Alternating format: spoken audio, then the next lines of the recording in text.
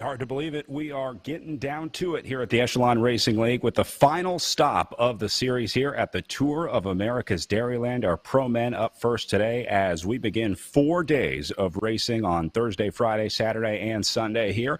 Brad Soner here, as always, joined by Frankie Andreu here at the Echelon Racing League. And this week, adding the voice of the Tour of America's Dairyland, Mr. Todd Bastide. Frankie, I'm going to start with you. 4 days of criterium racing on tap here. I mean, from what we've seen from the crit racing so far this season, this should be 4 intense days of racing. Yeah, it's going to be extremely fast. And talking with some of the riders leading up to the event, they don't like the criteriums because it is so fast. They have the gaps that open up around the corners, and the starts are so intense. And so it really, in a way, it's no different than in real life racing, but it should be exciting. And plus, you're going to have that fatigue factor setting in after 4 days of racing. Todd, 4 days of virtual racing is tough, but how about 11 days of in real life racing? This is one of the biggest blocks of racing that you get anywhere in the country. Right, and Frankie mentioned the fatigue factor setting in. It's a whole new type of challenge, and it's a big one for crit racers to say, okay, I'm going to do a block. Typically, riders are going to take a day off, but still 10 days of racing. It's a whole new challenge, the fitness, the endurance, staying sharp in each one of the races, which the crit racing requires. It's great to watch every June. All right, let's talk a little bit more about this criterium racing. Maybe go back last week or what was yesterday, last week of racing with the Indy Crit, Frankie, where we saw a pretty similar criterium course. I mean, I think mostly flat, but it was really all about the turns in this one. We're starting to see more and more attacks in these criteriums. The riders are starting to figure out that these finishing sprints are chaotic, so a lot of riders trying to get away early. Yeah, and one of the leaders in the overall series, Ben Thomas, having a little bit of technical issues coming off the back, but some of the riders now figuring out they're, timing it and being the fastest rider at the end, just like in real life, doesn't always work out. So we've seen some aggressive racing, a lot of attacking, and really a lot of teamwork trying to set up their riders for the finish. You can see First Internet Bank with Uberti and Ryan Knapp doing a lot of attacking, but again, the gaps that are forming around a lot of the corners, it's so hard for the riders to keep up. This is really giving them a lot of fatigue and taking a lot of snap out of their legs before the finish line. Well, and then the other thing that they have to worry about is the conservation of energy in virtual racing. One of the hallmarks of a good virtual racer, the ability to save your energy, the ability to lower that average watt per kilogram number that we look so closely at here in virtual racing. Kevin Bouchard-Hall did the best of it at the Indy Crit, but we'll look to see who does it again today. There's a good chance that you see a lot of these same names out there today. Kevin Bouchard-Hall, Sandra Breen, Ala Jones has been having very good rides. Looking at Jonathan Crane as well. Mike Lister moving up last week. So, Frankie, we see a lot of the same names on the top of the leaderboard week to week. Typically, if you're hot one week, you have a pretty good ride the next week. Riders, once they're fit, have been able to show that they can repeat the performance overall in the Echelon Racing League. And look how close those time gaps are at the finish.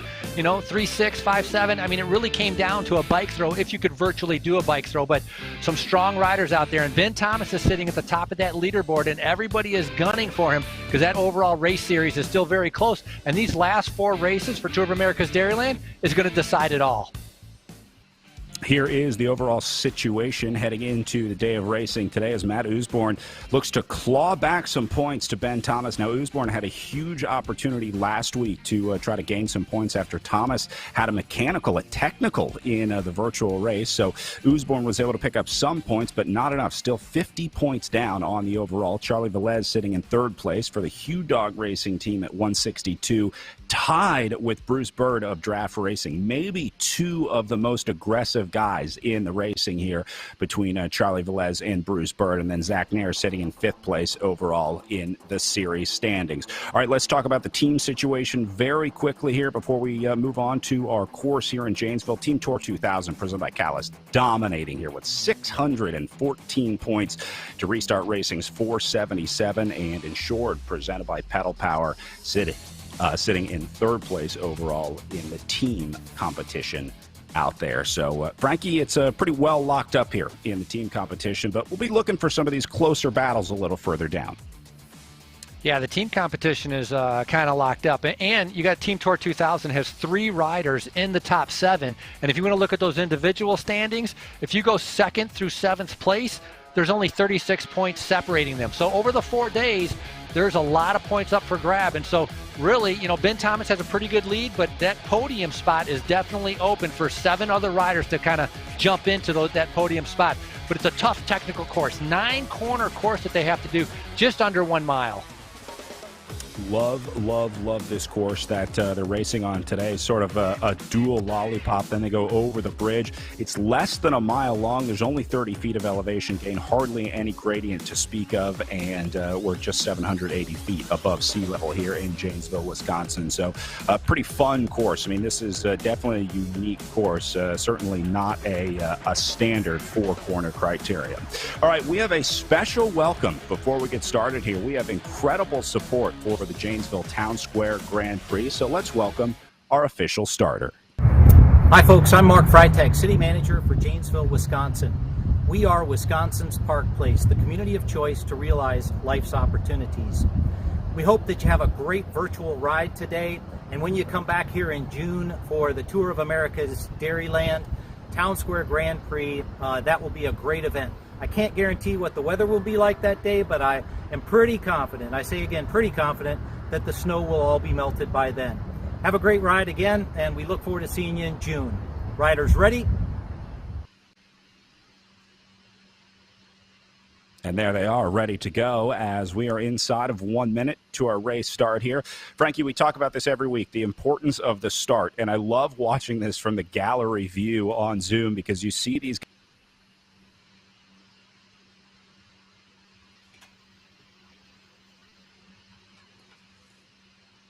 So you can see, Frankie, our riders here getting ready to go for the crucial start as we watch them at 15 seconds to go here.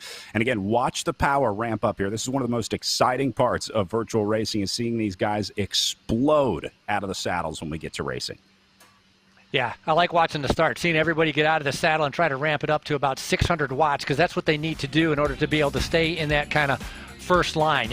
This is a pretty good field. It's about 35 riders that are out on the course, but the start is critical. You have to be able to give out full power to be able to stay up there. And you talked about all those corners, and so this is a technical course, because every time they come into a corner, they're going to slow down. They're going to have to accelerate coming out of the corners. It's not like it's an oval. It's going to be hard to sit in, and Brad, you've talked about it repeatedly.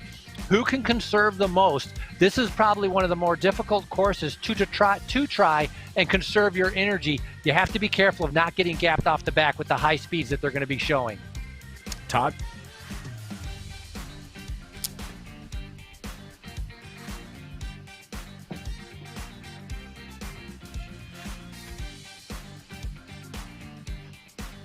Sorry about that. Todd, this is true in real life as well. I mean, especially with that bridge in the middle. If you get gapped out of this group on the real life course, you're going to have a real hard time getting back into this one. We see a lot of dropped riders in Janesville, but a lot of riders fight to stay in it because they got the preems in Janesville, one of the coolest parts of racing here. Yeah, that's one of the most exciting parts of this community is they said, all right, yeah, we want to be part of the Tour of America's Dairyland, but we want to make some noise while we're being part. And so the organizers went around to literally 100 different businesses and said, hey, let's take some pride in our community. And the preem bucket just kept getting bigger and bigger. And so, yeah, there's some ridiculous amounts of money that are thrown out. And that's one of the most fun things for you and I as announcers to do, is just keep ringing that preem bell.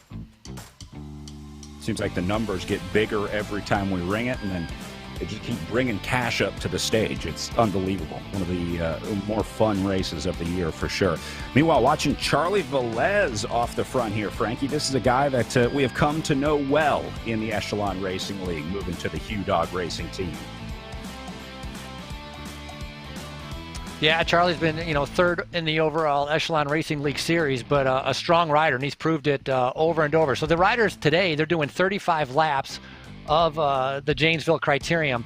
And so, a lot of racing to go. It's going to be very intense. It's going to be very fast. And so these guys, they're going to attack. Some riders we're going to see trying to be able to make a move. I don't think a lot of riders are going to be content to just sit in and try to get in the breakaway. But Velez, we've seen him turn himself inside out. And we want to talk about somebody that can suffer.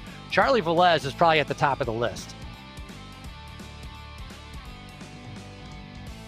The riders continuing to move up here on the outside. You saw Indy's winner, Kevin Bouchard-Hall, moving up there. Bruce Bird up at the front.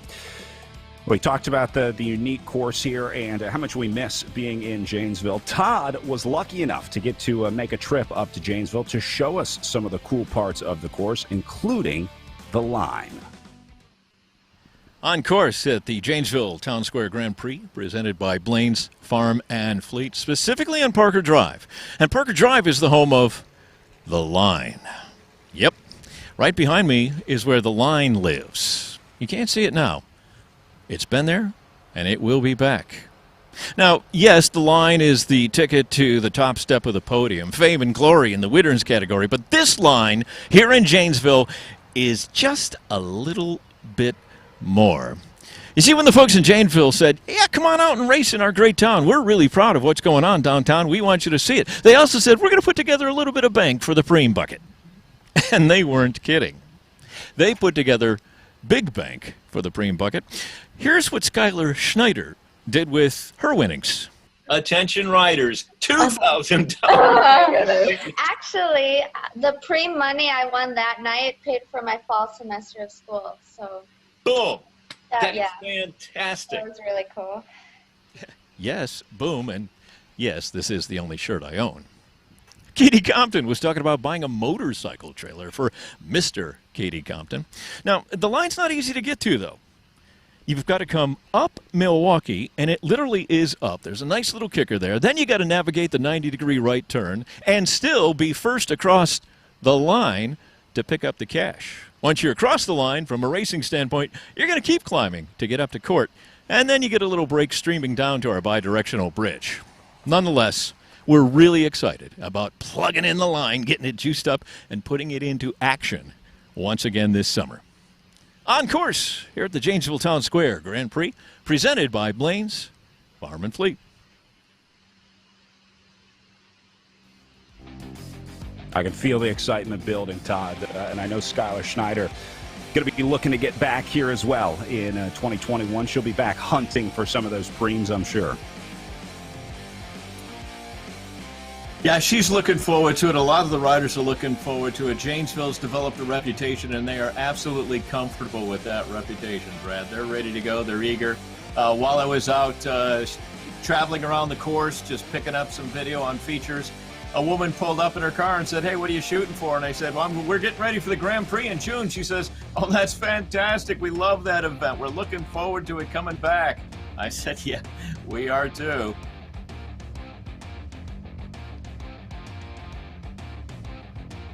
I got to get into racing. Frankie, you and I, next year. Preem Hunting 2021.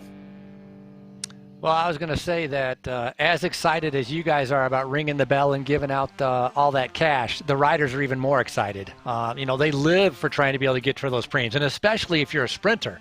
If you happen to be one of those guys that slog away and you're a strong man, yeah, it's going to be a little bit more difficult to take home that cash. But, generally with a good team, they pool that money right into a pot and they split it between all the teammates. So in a way, the workers and the sprinters, everybody wins. And so it makes it a lot more exciting, too, instead of just waiting for that final sprint. And so Janesville does a fantastic job with that. Well, the thing about the Janesville course, though, Frankie, is that with the just under a mile, we rig it up. They got the whole lap. And what we saw last time we raced there was that folks were going early. So Katie Compton's not necessarily known as a sprinter. There's others that are those diesel engines that you're talking about. They were going early, breaking the will of the field, getting out front, picking up some major cash.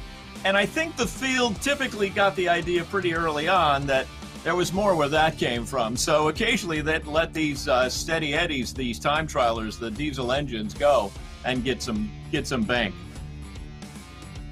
Yes, speaking of time trialers, let me point you to one Jaden Yeager, the local from out of Wisconsin, who has been having an exceptional virtual racing career. This guy has embraced virtual racing. I think he's made maybe the smoothest transition of anyone between real road racing into virtual road racing. Made the World's team. He was on that Movistar Challenge trying to make their squad. Dominated his early Echelon Racing League series races, and he's been killing it over on Zwift as well. Todd, I know you and I have watched Jaden Yeager sort of ascend through the ranks. I remember when this guy was a Cat 3. It wasn't long, though, because he got up into the 1s and 2s pretty quickly. Yeah, that's one of the exciting things about a series. We're going into our 13th year with the Tour of America's Dairyland, and we have some stories, some folks that have traveled through the genesis of the series, and we've watched them go up through the ranks. And Jaden is one of the most exciting stories because we saw early on that this guy's a diesel engine, and he can just go to work and lay down some serious watts, and that's exactly what he did. But he also developed some racing savvy, and we saw him go after jerseys. We saw teams recognize the value of what this guy brings to the squad. His race savvy continued to grow, and yes, like you say, I mean, over the last 12 months, we've watched him kind of take this diesel engine, move over to the virtual side, and make a lot of noise. It's going to be really interesting to see when Jaden Yeager comes back into real-life racing, how it goes the other way, how the virtual fitness carries over into the real-life world. Frankie, I know this is something that we've been anxiously anticipating to see the crossover in 2021 from virtual riders into real-life riders.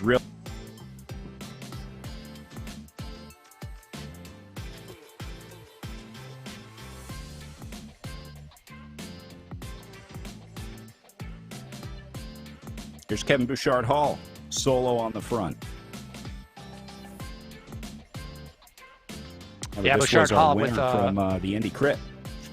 That's what I was going to say, the winner from the Indy Crit. He knows how to ride these things. And you talk about Yeager, arguably he's the heaviest rider in the race. And so a criterium totally suits his style. And as you guys had just mentioned, he's been doing extremely well on the virtual races on Zwift and on RGT. But in real life also, he's been a Masters national criterium champion. So he has the tactics and savvy, and he has the power to be able to do extremely well in these virtual races. And so it will be interesting once you come off into real life and how a lot of these riders are going to do. And what's kind of interesting is, I communicated or emailed a lot of the top riders in the overall series, talking to them about, hey, what is the difference with the virtual races that have been? And it's kind of funny because those that came from the triathlon background were very data analytical. I have this many watts, my FTP went up this much, my 20-minute power, my 10-second power.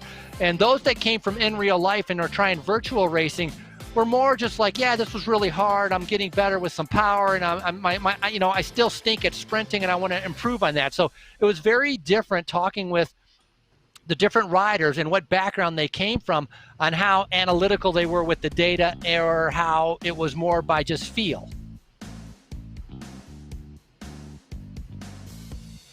And you were talking about real life.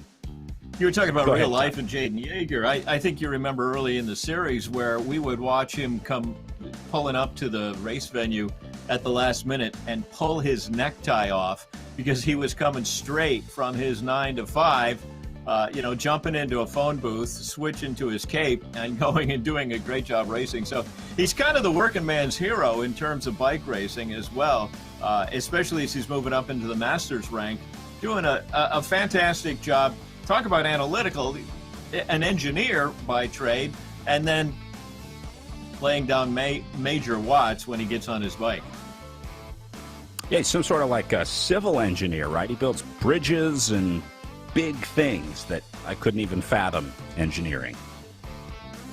Yeah, it was a little too easy. Structural engineer. Early on. Yeah, structural engineer when he would be part of, when the team would call him to bridge to the break, it was a little too easy for us to get cheesy with that. So we tried to avoid that whenever we could, the bridge double entendres.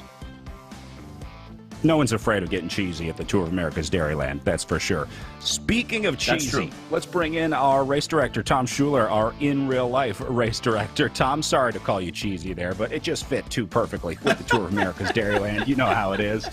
Tom, much different way to watch the racing here, but I feel like we're there. I feel like I'm sharing this moment with you. I'm drinking a chocolate milk right now, eating a Quick Trip Glazer, watching the bike race. Doesn't get much better than this. Yeah, it's great to be here, Todd. I've got my popcorn. I've got my Nature's Touch chocolate milk. I've got my Quick Trip Glazer, so I'm here for the long haul. But yeah, Janesville has done such an amazing job in being with us. And I got to say, $25,000 in preems is what they raised the last time we were live in Janesville. And I can only imagine this year they're going to go for broke. So I encourage everyone to come out and see what Janesville's done. Yeah. They're so important.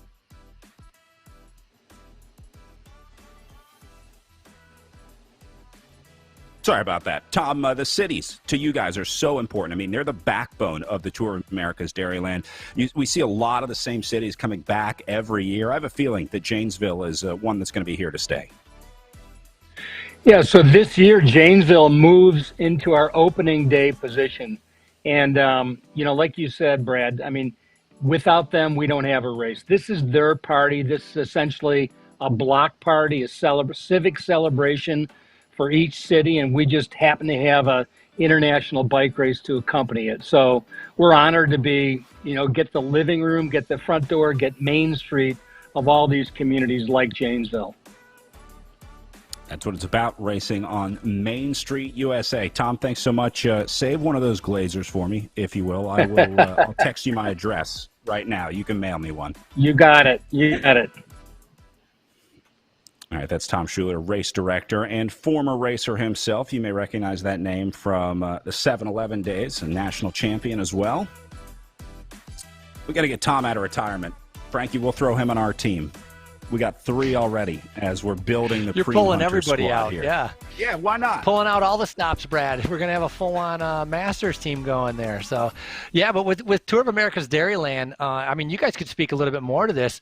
And Tom brought it up. It's a very international field. The quality of field of the riders that come, I mean, easily each one of these criterium days could be like a national championships. It's that high of a quality field. But you add in really an international flavor. A lot of foreigners coming over because they're attracted by the 10, 11 days of racing. They're attracted by the different kind of criterium courses mixed in with some road races. But also a big factor is the local. It's local to the Milwaukee area and a lot of the money. And so it's been a big draw for many years. And now Tour of America's Dairyland, I think it's going on like its 15th year maybe. And so it just continues to grow. Yeah, Todd, the other part of Tour of America's Dairyland, the sort of central location to the U.S., I mean, you can do this with 3 guys in a van, get the team together. It's within driving distance for probably 60% of the country, so it's easily accessible to come race. They have host housing programs. There's great discounted housing available as well for riders that want to come race. So I think that's a big part of why we see so many people coming to race Tour of America's Dairyland as well. Great courses, but it's really accessible to race as well. Yeah, it's middle America. It's easy to get to. If you're on the West Coast, it's not like you're going all the way to the East Coast. What's fun, though, is watching those foreigners come over who don't quite get the scale of what's going on. There was a particular team from Australia who wandered into town with the idea that once they got to the first race, they would simply use their bikes to get to host housing, to the next race, and they kind of miscalculated exactly how big Milwaukee is in the scope that we covered. Janesville wasn't even on the slate when this took place, Janesville being one of our most distant races from the Central Core. But these guys got done racing, did a great job, put on a great show for us the entire series, but then started looking around as it's getting dark, and with their Australian accent said, "Oh, yeah, can anybody get us a ride?" It turns out they were successful enough that that night alone, they had pulled in enough free money to rent a vehicle and kind of got a better sense of the scope of the Tour of America's Dairyland. We do cover some miles getting from venue to venue. Wisconsin's a big state, as our Australian friends learned a few years ago. Yeah. They ended up having a pretty good week, though. I think I remember several Australians on the podium that year. Yeah, they came and they love it. So you're going to hear the Euros, the Australians talking about a big block of racing. There's not many places you can get this, and it is that fitness challenge. It is that opportunity to really test yourself. And, if you're trying to take your nutrition and your recovery to the next level, this is definitely the way to do it. All right, guys, time for one of my favorite parts of the Tour of America's Dairyland. Every year we have the cheese quiz competition throughout the week, where Todd will quiz some of our guests throughout the week on some dairy trivia, some cheese trivia. Frankie, I'm going to put you on the spot today. You're going to be our contestant. We got a few multiple choice cheese quizzes here. I want to see if you can get any of these. So let's try our first virtual cheese quiz of the first virtual Tour of America's Dairyland. All right, Frankie Andre, which of the following is not one of the top 5 ice cream flavors in the United States? Is it strawberry, butter pecan, Rocky Road, or chocolate chip? I'll say butter pecan. The correct answer is C, Rocky Road. Top 5 ice cream flavors include strawberry, vanilla, chocolate chip, and butter pecan. Rocky Road, a distant 7th place in most popular ice cream flavors. So there you go. You better study up on your dairy, Frankie, because we got a few more of those coming throughout the weekend here. Todd, I know you knew like that. Rocky That was Road. Too easy for you. I like Yeah, Rocky well, Road. Frankie's been with us at times on the Tour of America's Dairyland, so I don't know. We may have to go back and review his contractual obligations. Now, I will say, in all honesty and in all fairness to Frankie, the people we're interviewing about this are not just random strangers on the street. It's actually been our tradition that we get somebody representing the dairy industry. The Alice in Dairyland competition is in almost its 70th year, 7-0, where each year someone is nominated to represent the dairy industry, which is a huge engine of the economy in the state of Wisconsin. And she gets an ethanol-powered car that she gets to use for the year. She travels around. And in a non-COVID year, she's making all these appearances at state fairs. And we've been fortunate enough to have her swing by Tour of America's Dairyland. And being the lunkheads that we are, we put her on stage and we ask her challenging questions about some of the 300 varieties of Wisconsin cheese. And some of them have done quite well. Some of them have vowed never to come to a bike race again. But we patch that over and we win them back with our charm and they're a chance to get Brad Soner's autograph. So it all works out. Alice in Dairyland, one of my favorite parts of the Tour of America's Dairyland every year. They know more about the dairy industry than you even knew existed in the dairy industry. So it's always interesting to learn some facts and figures from Alice in Dairyland. And they're always a hit with the kids because, they usually have the tiara on. They'll have sometimes give away some chocolate milk to the kids. So that's always a popular part of the Tour of America's Dairyland.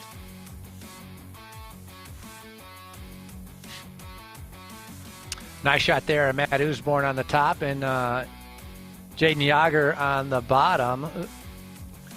So Usborne has talked about how this virtual racing really has helped him increase his power and really being punchy. Normally he's long slogs and does a lot of long rides, and said the virtual racing's really helped with his anaerobic power of being able to do the sprint. Works a normal job. He tries to be able to kind of get some of the nighttime gravel riding. So his outdoor riding is at night sometimes with lights on and stuff like that to be able to fit it in with his full-time job.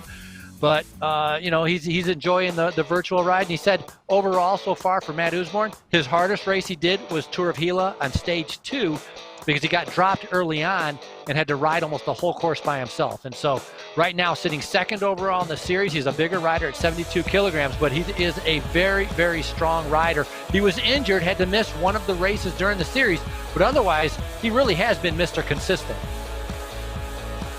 Yeah, consistent and aggressive are the two words that I would use to describe Matt Usborne's racing style. This guy is not afraid to move off the front. He's not afraid to go on the attack, and he's not afraid to suffer either. That's one of the things that makes Matt Usborne such an exciting rider to watch, especially in this virtual racing, because he's got one of the best pain faces out there. But, man, watching that all finally come together for him at Redlands. He was hunting these wins the entire series, and then he finally got one on the second stage of Redlands, the Sunset Loop course. It was a game changer for Matt.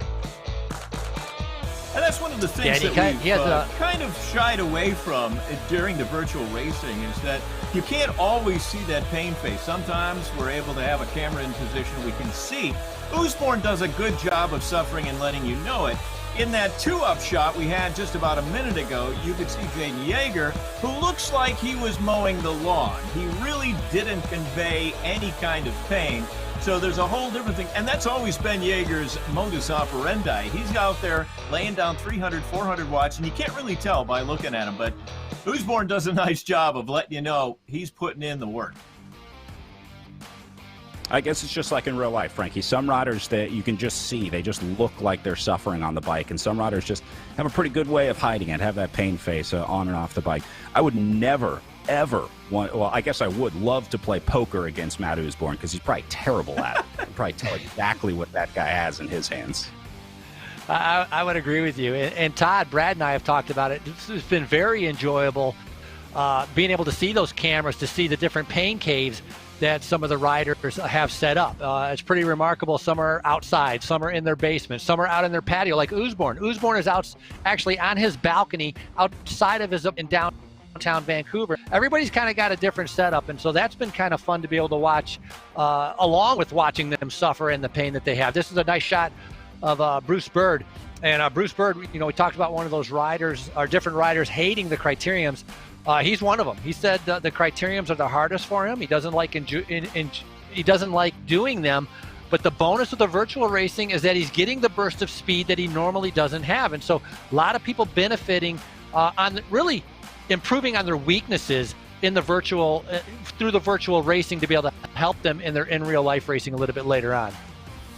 Bird trying to chase down Daniel Jemrozik here, who is sporting a prototype of our team kit here, Frankie. This is what you and me and Tom are going to look like once we get our kit order in. By the way, I need like $200 up front from you if you want to be on the team. You need to get that order in ASAP. You know how it is in bike racing. I think this is developing in a really nice direction, because if we get enough of you guys, I think the orthopedic surgeon wing of Ascension Medical, bam, we're coming in, we're covering you, because that's going to generate a lot of business for them. It's free money. I broke my collarbone just thinking about it. Indeed. I mean, I can hear the hips, boom, one after the next, replacement. You guys are going to go bionic in like one season. We're going to be talking a little more about Ascension Medical throughout the weekend, Todd. It is so cool having those guys on site. Some of the best medical care at any bike race out there. Frankie, you're going to love this story. As a commentator, this is one of my highlights of my career, because I got a concussion at a bike race, announcing the bike race. I was actually taking a nap, as I'm often known to do, resting my head on, a sharp metal corner, which I thought was a good idea. And it was on the stage. Somebody jumped on the stage. It caused a sort of a bouncing effect. Anyway, I banged my head pretty hard on the stage. Ended up with a minor concussion, but thank goodness that the Ascension medical team was there, as they were really able to monitor those things and identify them pretty quickly. I thought I was fine. I was like, look, I don't have a concussion. I'm fine. But there were these weird things that I couldn't do, and they were very good at making sure I had the care I needed. So it's another one of the cool parts of having them on site, Todd. A lot of riders, if it's not a concussion, even if it's just road rash, maybe a broken bone, if you have a crash, it's just nice to have pros looking after you. Yeah, one of the things criterium that you racing, there's always crashes. One of the Sorry, things go ahead, Todd. Go ahead, and then we'll talk to Frankie. Was talk for a while. But I still have a photo. I was looking through my Toad photo library. I still have a photo of the Ascension gang had a concussion protocol sheet, and they had modified it so that they took out athlete concussion protocol, crossed that out, and put announcer concussion protocol specifically for you. So if you need that again, I have that in my file. I'm a trailblazer. What can I say? You are. I changed the course of history. You know those signs that you see whenever you're out and you see a sign and you're like, that sign's there for a reason. Whenever you see a weird sign, I'm the guy that got the sign made for beware of concussions on the stage. Right. It can get dangerous out there, Frankie. You got to be careful. It's true. Well, obviously, you woke up from your nap. I'm going to assume that. But, yeah, Criterium Racing, right? Think guys sliding all over the place, and forget concussions, broken bones, all the skin that is lost. So to have a medical staff there that kind of really knows what to expect, because they've been longtime partners with Tour of America's Dairyland. So it's not like, all of a sudden they got these bike racers that are falling over and they're really not sure what to do. So it's nice that they can get taken care of. And, of course, that helps for the riders who happen to have crashed to be able to start the next day. They don't want to miss out on a day, because points are valuable in Tour of America's Dairyland. And so every day you can get on that start line, that's a plus. And really it's the same thing that's been taking place here with the Echelon Racing League, because the point totals are so close in the overall that every single day you can take a start. It makes a big difference. And you see Bruce Bird moving up there, Ben Thomas, your current overall leader, all of these guys fighting it out pretty much every single day. And this has been fast. If you notice on some of these slight downhills, they've been going up to almost 40 miles per hour, 60 kilometers per hour. A lot of riders having to go into the red. And so that repeated effort is going to take the sting out of many riders' legs when we get towards the end of this race, as we're coming up on a half hour in. Yeah, remember, a lot of times it's the guys at the back that are struggling to stay in, that sort of overcompensating, just learning how to, I always say, modulate the power on RGT. That's a major part of it. So guys at the back like Bruce Bird right now, you see him in the red zone, not where he wants to be. Bird made the mistake of letting himself get gapped off. So just trying to chase back in here. As again, you can always watch the power levels of the riders. They have little colored bars next to their names on the left-hand side of the screen. That shows the power zone that they're riding in right now. It basically goes from blue to red. When you get into the yellow, orange, and red zone, that usually means you're putting in a pretty good effort. See, everyone's kind of blue and green right now. That means they're on a more relaxed part of the course, a little easier riding out there right now. And what we saw on the Janesville course is coming around the final turn towards that finish line was there is a little kicker, okay? Your graphic up front said it wasn't too bad. I walked it a couple days ago, and it is a little kicker. If you're trying to maintain speed, you're going to get out of the saddle. And riders would use that as the attack point. But if you do that 2, 3, 5, 8 times, eventually you could start wearing away on your ability to get that snap, get to the line. Once you get past the line on Parker, then you're going to get onto Court Street. You get a little bit of a ride downhill. That's a recovery zone, and that's important. But it's the experience as a crit racer that allows you to take advantage of that recovery, keep the legs fresh so you can attack again on the next lap if you so choose. Yeah, I guess the course probably looks or feels a lot steeper than it looks from up on the stage when you're half concussed announcing from the stage. So maybe I just haven't seen it yet. Velocia Sport on YouTube says, Bruce, forget his hat, unrecognizable. Talking about Bruce Bird, who we saw just a little bit ago. Bruce has been omnipresent here in the Echelon Racing League. We've really come to know these guys, Frankie. We've come to know like their house and their pets and what everyone likes to wear and where they like to race. We get to kind of a very intimate look into the lives of a lot of these riders in virtual racing. Of course, anytime you have a camera like 6 inches from your face while you're going into your FTP maximum, that's you got to be pretty trusting with us here at the Echelon Racing League. Yeah, going way over your FTP maximum, total redlining for, Bruce Bird, Usborne, all these guys. I mean, we've seen Zach Nair completely turn himself inside out, taking a win here in the Echelon Racing League also. And so, for a lot of the riders, they said the most difficult part is really that punchy explosiveness of having to jump at 500 watts, having to jump at 500 watts repeatedly, coming around those turns. If it's more steady and it's a longer road race, for many of these guys, when I was interviewing them, all said they have no problem with that. It's the criteriums and that punchiness that really gives them the most problems. And a nice shot there of Bruce. He's actually planning to go to the UCI Grand Fondo World Championships at the end of the year in Slovenia. So a lot of the virtual racing that he's doing is kind of, the winter base mileage as he's trying to kind of keep some fitness. He's going to try to hold that over the summer. And, fingers crossed. He's got summer plans and fall plans for in real life racing. Did not know there was a Fondo World Championship, and certainly didn't know it was in Slovenia. Though I'm sure Bruce... They've had a Fondo World Championship, I think, like the last 3 years. Obviously in occasions, but it's something. Yeah, it's out there. Got to take those rides where you can get them, man. I know a lot of people are going to be excited to get back to racing here as soon as possible, as Things looking better and better with each passing week. Everyone getting their shots, getting their vaccines, wearing their masks. We're going to be back to racing in no time. Fingers crossed if Brett, things keep going. If do I recall correctly, you're a 3-time fondue grand champion? Is that right? Yeah, it's a little different. Yeah. I'm the group ride world champion. That was where I got my rainbow jersey. Oh, I see. Okay. Is that a one-person I just organize group? everyone at the coffee shop, tell them when we're going to leave. That's sort of it's my wheelhouse. That's my job on the team. Yeah, the extraordinary accomplishments of one Mr. Soner, that's woven into the history of the Tour of America's Dairyland as well. It was the first year where he gladly accepted a challenge, and I think it was a 3-pound burger. And again, I don't know why I have such a large collection of somewhat dubious photos, but I have a photo of this 3-pound burger on its way into the mouth of one Brad Soner. Then there was the year he took on the challenge of drinking 100 cartons of chocolate milk during the course of the race. He accomplished this challenge. His stomach went on strike and had words with him downstream of that, but he did accomplish the challenge. So be careful what you challenge Brad to do. That's all I'm saying. You weren't even there for the Grape Nuts Challenge. We used to have Grape Nuts sponsoring the USA Cycling National Championships. Boy, that was a bad one. I heard about that. Yeah. Things slowed down.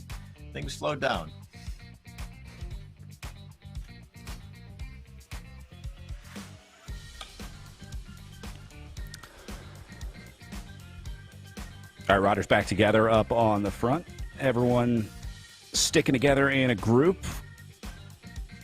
Seems like Frankie Rodder's starting to realize that your chances of getting away in these virtual criteriums are pretty slim. Not that guys didn't try early on, but I think the message has kind of gotten out there that you might as well save those bullets for the last few laps of racing. Well, with the speed, too. I mean, the speed is extremely high, and, still, it says here 25 kilometers remaining. So, maybe we're a quarter of the way through, maybe a little bit more than that. I mean, we definitely have not gotten to the halfway point, so a lot of racing still to go. And, Team Tour 2000 is looking out for their best interest, trying to keep this group together. I think a few of the other riders also trying to be able to just kind of make sure they're staying near the front. Zach Nair, Project Echelon is another group of riders that want to be able to keep it together, because I talked about how close, second to seventh place is only 36 points different. So just in this race alone, without even including the 3 other races that are going to follow from Tour of America's Dairyland, we could have a big swapping of positions in the overall classification. But of course, everybody wants to try to be able to win today, and there's some fast, strong sprinters in this group, and so we just got to wait a little bit longer and see. In other words, you got to wait for some guys to tire out first. We're only 35 minutes in. We need to get to the 50-minute mark. Then we may see a chance for a breakaway, but right now I don't think that's going to happen because of the speed. All right, let's listen into the group, see if we can get any tactics or strategy here as Jaden Yeager attacking off the front. We have Project Echelon on Discord. Let's listen and see if they're talking about Yeager off the front here.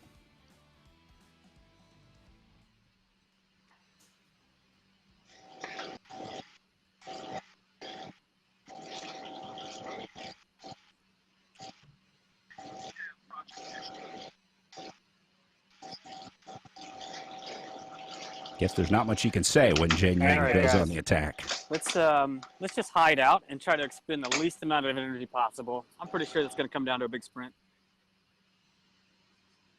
So that's John Hamblin, the director sportif, if you will, for Project Echelon. Of course, right as I say that, he's gone. Anticipate that swell final corner. Yeah, save it up. Save it all up. Wait for that sprint. It's going to be difficult for one rider to stay away. Obviously, 2 or 3 other riders. Looks like maybe another rider trying to be able to bridge across right now. And, Brad, we've seen many times how fast the main peloton can close down a gap. And so, if these guys decide to, go on the hunt and start chasing, they'll have a good chance of bringing back Yeager relatively quick. But he is a beast, Yeager. And so, he's going to keep pushing it, at 4.5, 5 watts per kilogram. Hopefully somebody's going to come up to him, and he might have a little bit of help. And it looks like Melville is the one rider trying to be able to bridge across right now. Todd, any other rider, I would say let them go. Let them burn themselves out. No way they can do this. But if there was one guy that was going to pull this move off, it would be Jaden Yeager in my book. Absolutely. We saw this so many times, Brad. We would, especially when he was up and coming. Now, once he got into the Pro 1-2 field, it was a little tougher. People knew who he was, and there would be alarm bells that would sound if Yeager went off the front. But when he was riding Cat 3, he would go diesel, and people just wouldn't believe it. They wouldn't know what he was capable of. And then he'd be sitting on their back porch having lapped the field without too much effort whatsoever, roll across the line, win the race. So yeah, this guy definitely has to be taken seriously if he goes off the front of your peloton.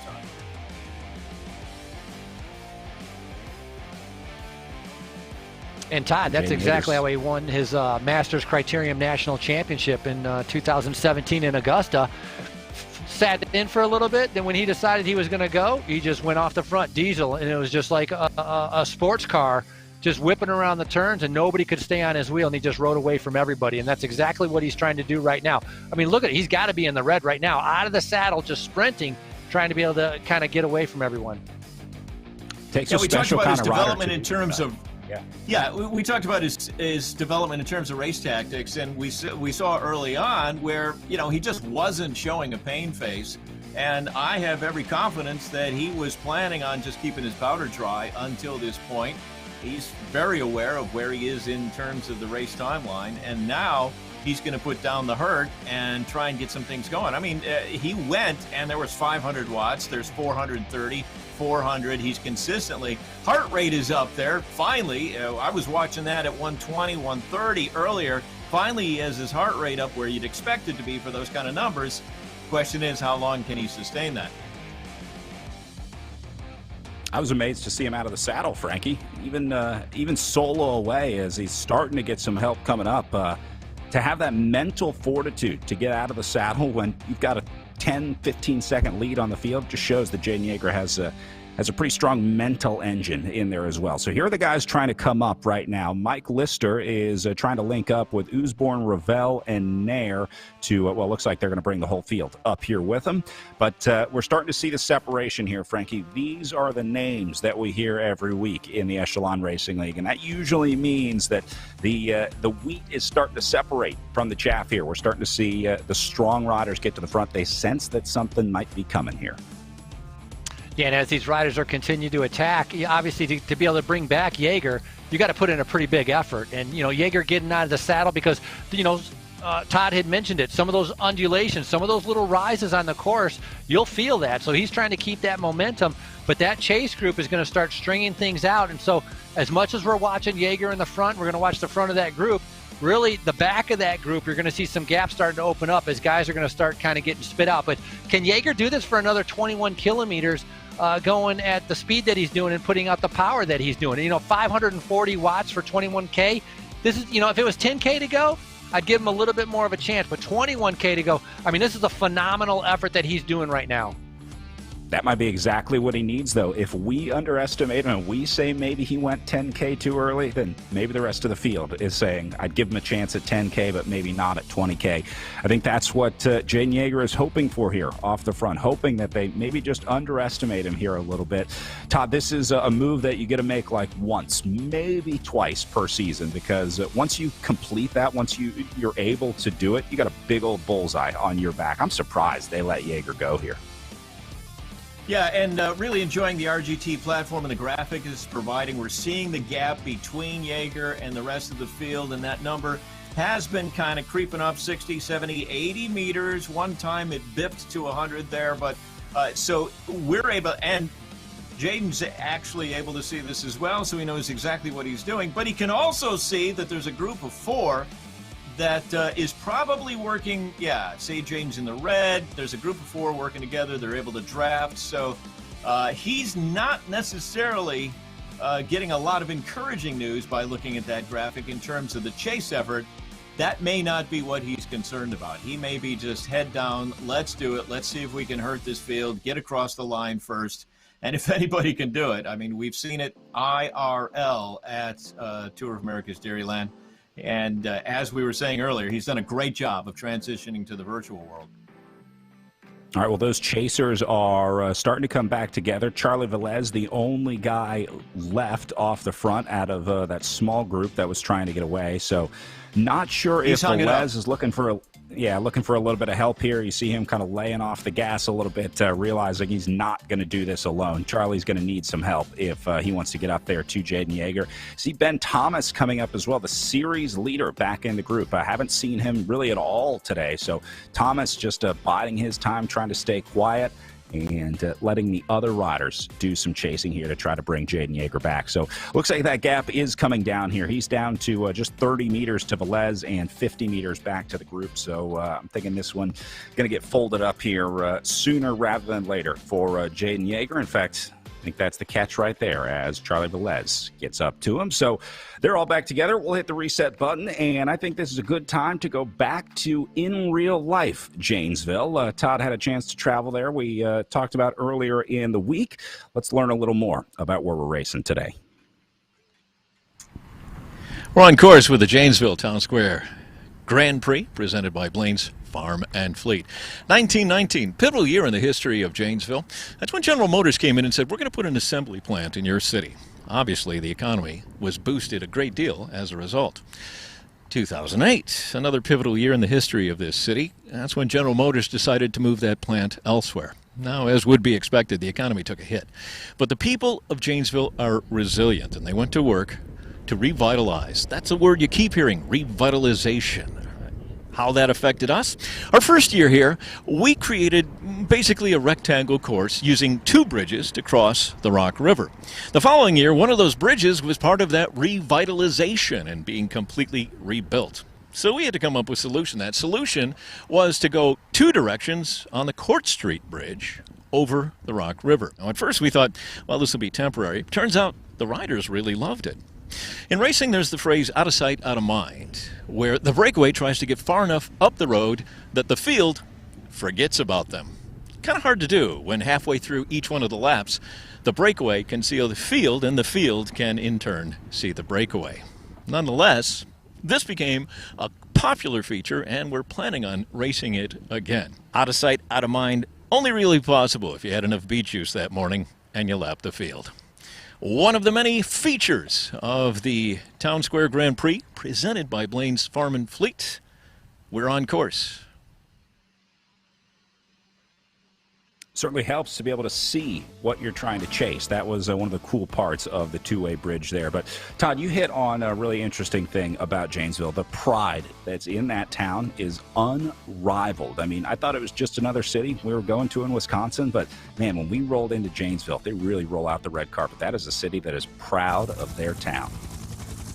Yeah, and it's a unified plan. It's called the Janesville Town Square Grand Prix, and the town square is basically where our course is, because the folks that are part of that revitalization effort want to celebrate what's going on the Rock River. They've got a concert venue, they've got athletic facilities, they've got these beautiful buildings that are historic but have been restored, and it's down at the town square. So there's a lot of pride in what's going on there, and I think that was typified the first year we were there.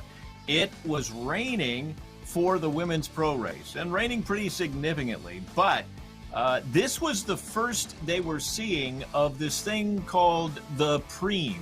And I recall so vividly the folks standing there along the course watching these women race in the rain while we were throwing out Preems. Nobody left anywhere. They were having a great time. The restaurants were serving up food. They were celebrating the town square right there in the center of Janesville. Now, you know, you got a highway, you got a major interstate that goes through Janesville, and they put a hospital on it, but that's not where their focus is. Their focus is really right downtown where the racing takes place, and that's why they're so proud of it, and that's why we love going out there. We're looking forward to going back. And some unique courses, too. We talked about the bridges. There was some construction going on that was changing the courses. Do you know what the future plans are there, Todd? Are we going back to the dual bridge model? What's in the future? The dog bone is currently on slate. So the dog of the day course is what I'm going to call it. But I mean, look at what you're able to do. You have this opportunity to see the rest of the field. Plus, you have this focused portion of the course. So if you're a spectator and you're hanging out at that beautiful town square, there was a fire going when I was there. Places to sit and eat, restaurants and so forth. You can see the action both directions, coming down Court Street and then looping back around and going back towards Parker and the start-finish line. So right now the plan is we're going to race the dog bone again. Yeah, one of those courses where there's really nowhere to hide, and once you add that second bridge in, we go back to the old model. I think it's going to make for some really interesting racing there in Janesville. All right, we are sitting at about 15 kilometers of racing to go. This group is all together. We're going to take a short break here from the Janesville Town Square Grand Prix, and we'll have more live racing from the Echelon Racing League right after this.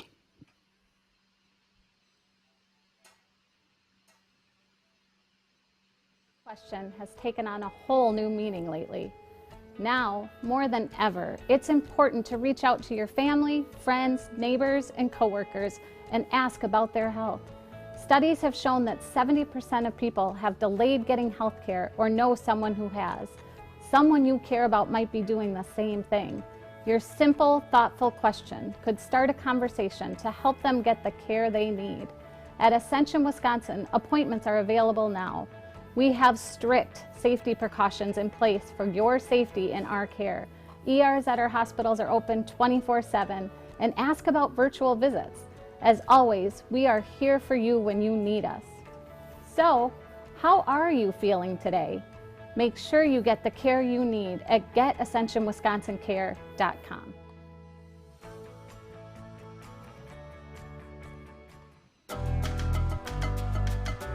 The people of Milwaukee are something.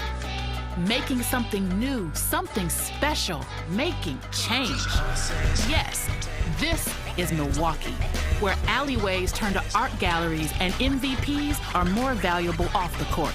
A place powered by the people, making their city a bona fide worldwide phenomenon. So come and feel a little bit of that people power for yourself. Farming is more than just a job because it demands so much of you. Every day I'm with the people that I care about the most. We accomplish or we fail together. Support Wisconsin dairy farmers. Buy Wisconsin cheese and dairy.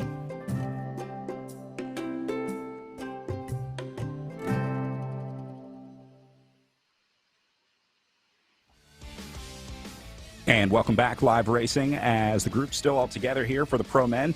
We are inside 10 laps to go here, guys, so we should start seeing some big attacks starting to come off the front here, because if you're not a good sprinter, if you don't think you have a good chance of winning out of the field sprint here, you got to go now. Todd, this is like when we start ringing up the big preems at the end in Janesville, the ones that we save for the last few laps. It's like, do I go now? Do I wait? Do I try and sit in?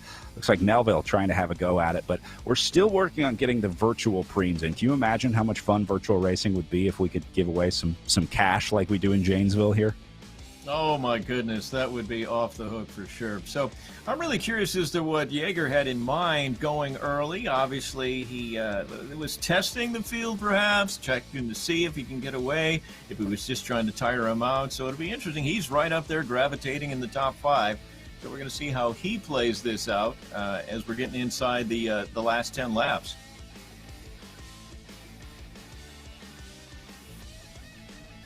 It's certainly tough to, Frankie, when you make a move like that and you realize it was a mistake, you just got to kind of brush it off, put it behind you, and get back to work. So Jaden Yeager is down but not out at this point. He'd like to have that wattage back that he spent off the front, but Yeager absolutely still in this one. The question is, will they go easy enough to give him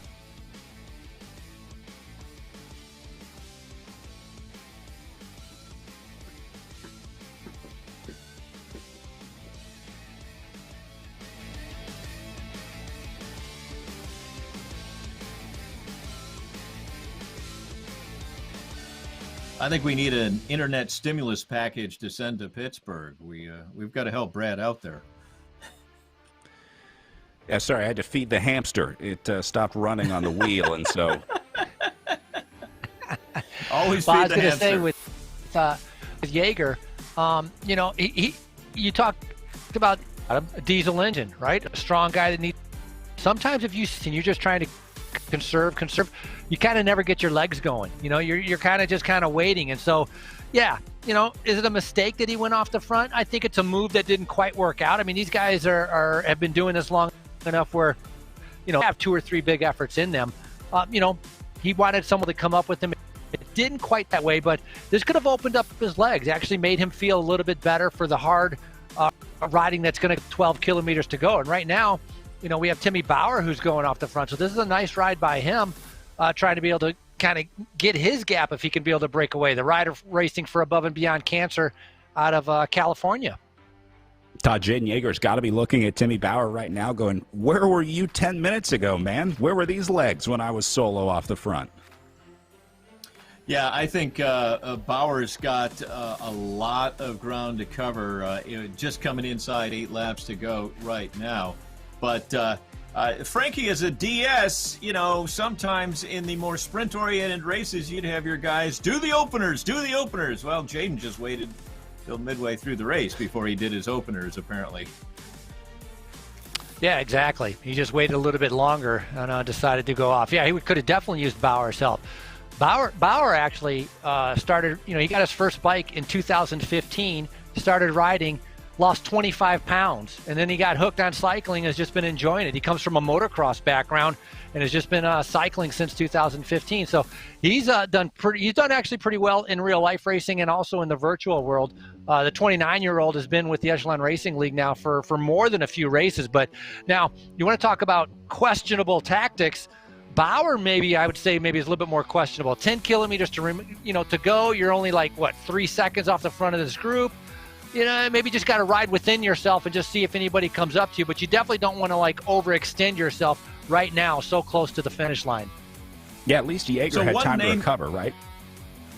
Yeah, Yeager had time to recover. Here's somebody grabbing Bauer's wheel, and away goes Blackburn. One name that I'm watching who's proven himself to be very smart IRL is Olenicek, who's sitting in there, a huge IRL career with, as well, a transition to the virtual world. He has been in the top 10 the entirety of this race, and I'm wondering if he's just being cagey, keeping the powder dry, and if we're going to see him make some noise in the final lap here in our virtual Janesville, part of Tour of America's Dairyland, presented by Quick Trip. 3 Quick Trips, by the way, in the city of Janesville. And if you haven't had their fried chicken, I had it while I was out there. It's worth making the trip. Brad, we've got to introduce you to Quick Trip fried chicken. I'm sorry. Did you say Quick Trip fried chicken? I did, and it is phenomenal. I'm still getting over the Quick Trip Glazer donuts. Well, we're gonna round out your diet just a little bit. Donuts? But yes, I did bring a box of donuts home from Wisconsin with me after my trip to Janesville.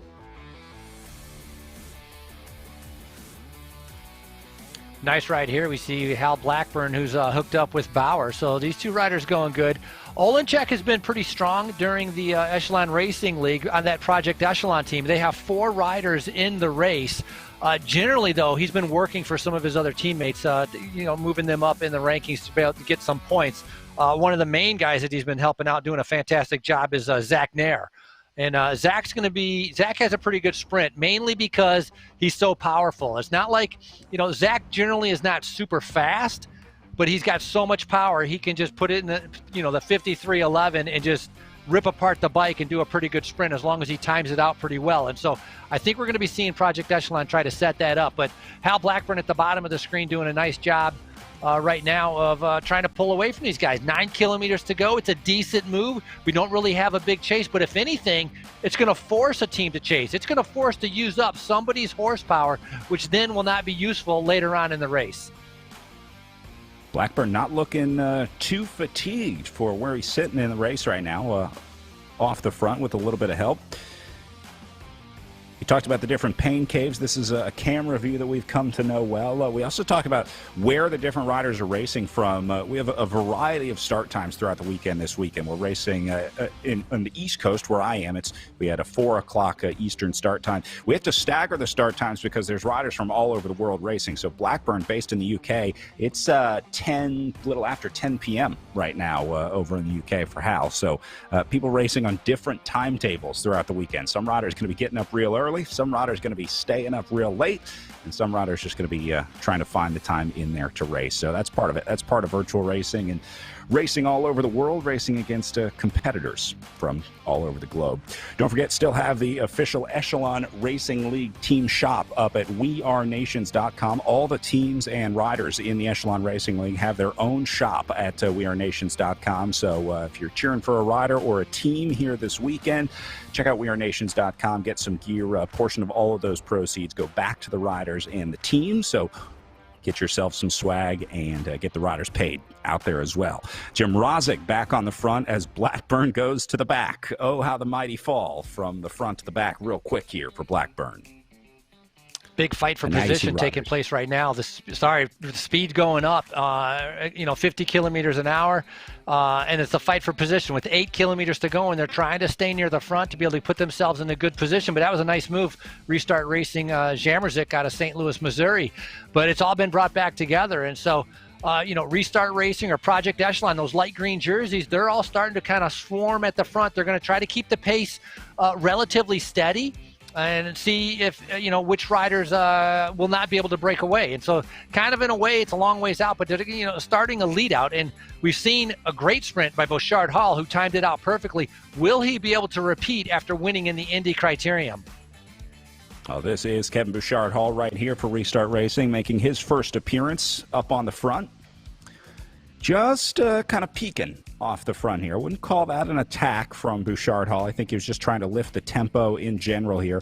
The thing about Bouchard Hall and Restart Racing, they're very smart. They're a very well-coordinated squad, and they're really all long-distance riders. These guys are all long-range weapons, including Jaden Yeager, including Kevin Bouchard Hall. These guys are not going to win out of a sprint. I think these guys win with a long-range effort. It may be a bunch gallop to the line, but it's going to be because someone like Kevin Bouchard Hall will be the first to go. He's going to be the match that lights the wildfire here in 5 laps to go when these guys sprint it out. Blodgett, Blackburn back up on the front here. Spencer Segabrush also making an appearance up here as we start to see the washing effect here, Frankie. This is where, just like in real life, riders start to get nervous about position. They all want to get to the front here in the last 5 laps of racing. We've seen a little bit of separation. We had 39 riders on the start line. This group has definitely dwindled down. I think maybe we have 20 riders in this first group, and so it's a good indication of how hard and how fast the race has been going. Bouchard Hall doing a good job. Charlie Ravel is in there. A lot of the top riders that we've seen in the Echelon Racing League still are fighting it out here. So the Janesville Criterion, this is shaping up, I think, to be a group sprint. It's going to be interesting to see which teams come to the front to be able to start that lead out and who's going to have that snap at the end, because talk about a 9-corner course, all of that kind of whiplash effect repeatedly taking place over an hour right now. That's going to take its toll on some of the guys when they get ready to sprint. I like how this is replicating the IRL version of Janesville. Our first year that we raced, we came across First Avenue, First Street Bridge, so we had this long lead-in to the line. So the sprinters, it was their domain. They were able to do their thing, even get a lead-out train if they had the teammates to help them. The second year, with the First Avenue Bridge closed, we had to come up and put the start line up on Parker. And so we put a 90-degree turn into the mix. That meant you had to navigate that turn. We saw the groups stay together. Everybody went into that final turn together, and then it was a short sprint to the line. This bunching that we've got right here on our RGT platform, emulating the IRL version of the Janesville Town Square Grand Prix for sure. It's amazing how similar this racing is on the various courses, like at Gila, where we had those long road race courses. The way that the RGT racing played out was actually pretty similar to the way that the real-life racing usually plays out, in that we saw the attacks, we saw the selection, and then it was just a select group, 1s and 2s across the line. So, yeah, these courses typically do play out somewhat similarly to the way that it is in real life. And in Janesville, Todd, that means a lot of sprinting, both for the preens and at the finish line. And power-wise also. I've seen some of those excellent articles that Zach Nair has been writing, comparing sometimes the real life to the virtual, and the power numbers are actually pretty similar also. And so that's been fun to be able to see. I think one thing with the RGT platform, the speed sometimes can be a little bit higher depending on the type of course. Especially on the little bit of a gradual downhills. But look at this, man. This is a hit list of sprinters getting ready. Hal Blackburn on the front. Ben Thomas, your overall leader right there. Bruce Bird is in there. Swart, Blodgett. A lot of the guys starting to see red numbers as it's starting to get strung out around those turns. This is the part that's going to take 515 watts as we're seeing for Sedgebrook. I mean, that's big power coming out with 4.6 kilometers to go. Yeah, this is going to be it right here. Look how many riders went into the red zone there to cover that move, and now Kevin Bouchard Hall going again. So, Todd, they are throwing all that calm riding out the window right now. It is on in this sprint with 3 laps to go as they go under the line here. So this is perfect timing. I mean, basically 3 miles of racing, a little under that to go here. This is right in the wheelhouse of how long you can hold that maximum power. Just over 4K to go. Some of those guys perhaps thinking that they can break down this group a little bit. If you're sprinting against 20 guys, the odds are a lot worse than if they can. Bouchard Hall looking like he was trying to get away, get some folks to go with him and kind of reduce that group, increase his odds. But you got to watch for the Brits. They're going to be going on the other side of the road when they go towards the city. There goes Blackburn right there. You see? He's on the left side of the road. So that's a giveaway as to who is actually going. It's a glitch. We got to work on that. We got to figure that out. Okay. All right. Yeah. Well, now all present and truce. accounted for. The names we've been watching right on the top of there. Thomas, your leader. Olenichek, perhaps working for Project Echelon. Perhaps this is his day. I haven't seen him actually doing much in the way of lead out, so we'll see if he's going to. Blackburn right there in the mix. Thomas, as we said, your series leader, also in the mix. We're getting down 3 laps to go, just over 3K. This is going to be a good one.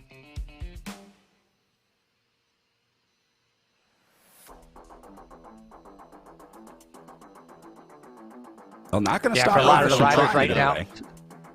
So, yeah, some guys trying to get away. Look at the red numbers right now. I mean, 9 watts per kilogram, that's massive. Melville, Bowen. And what's happening is some riders are getting dropped off the back right now, but also trying to feather and balance that power so that you don't go kind of flying off the front. You want to stay in the group, but you don't want to go flying off the front, and that's hard to do. You can see, look at Jaeger coasting, taking advantage of the turn and then starting, and that is a big, big difference with the RGT platform than what you see with Zwift. Charlie Velez in the bottom right-hand corner, Hal Blackburn in the upper right-hand corner, and in your upper left is Bouchard Hall, your winner from the Indy Criterium. But big red numbers, big power coming out, and look at the focus that these guys have right now leading in towards 2 laps to go. Yeah, you can't look away from the screen in RGT because if you miss the acceleration in the group or you're pedaling into one of those corners, you're just wasting energy. It really scrubs the speed off, just like in real life, one of the more realistic elements of racing here on RGT. So the experienced riders on the platform have it figured out. That's why you see guys coasting. It's amazing to think that you'd be coasting with a lap and a half of racing to go here, but you have to coast through the corners on RGT. There is absolutely no reason to be pedaling full power the entire time around a criterium course like this. So the smart riders are going to be taking risks. And once again, that's going to emulate your IRL Janesville course. Once you get to the corner of Court, it's actually downhill to that bidirectional bridge. And if you watch race footage, if you watch the race in IRL, that's where riders are catching their breath, they're stretching their legs a bit, getting ready for the flats of the bridge, the loop around the backside of the western portion of our dog bone, and then coming back up, climbing First Street towards the line on Parker. All right, so coming up on 2K to go, these guys are going to be getting the bell for 1 lap to go next time they go through the line. Now, I know this is a sore subject with the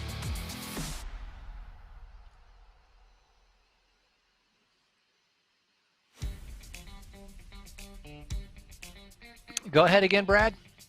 All right, so we got Tom Schuler here to ring the official one lap to go bell here. I know this is usually Todd's duty at the Tour of America's Dairyland, but we're going to turn it over to Tom Schuler today.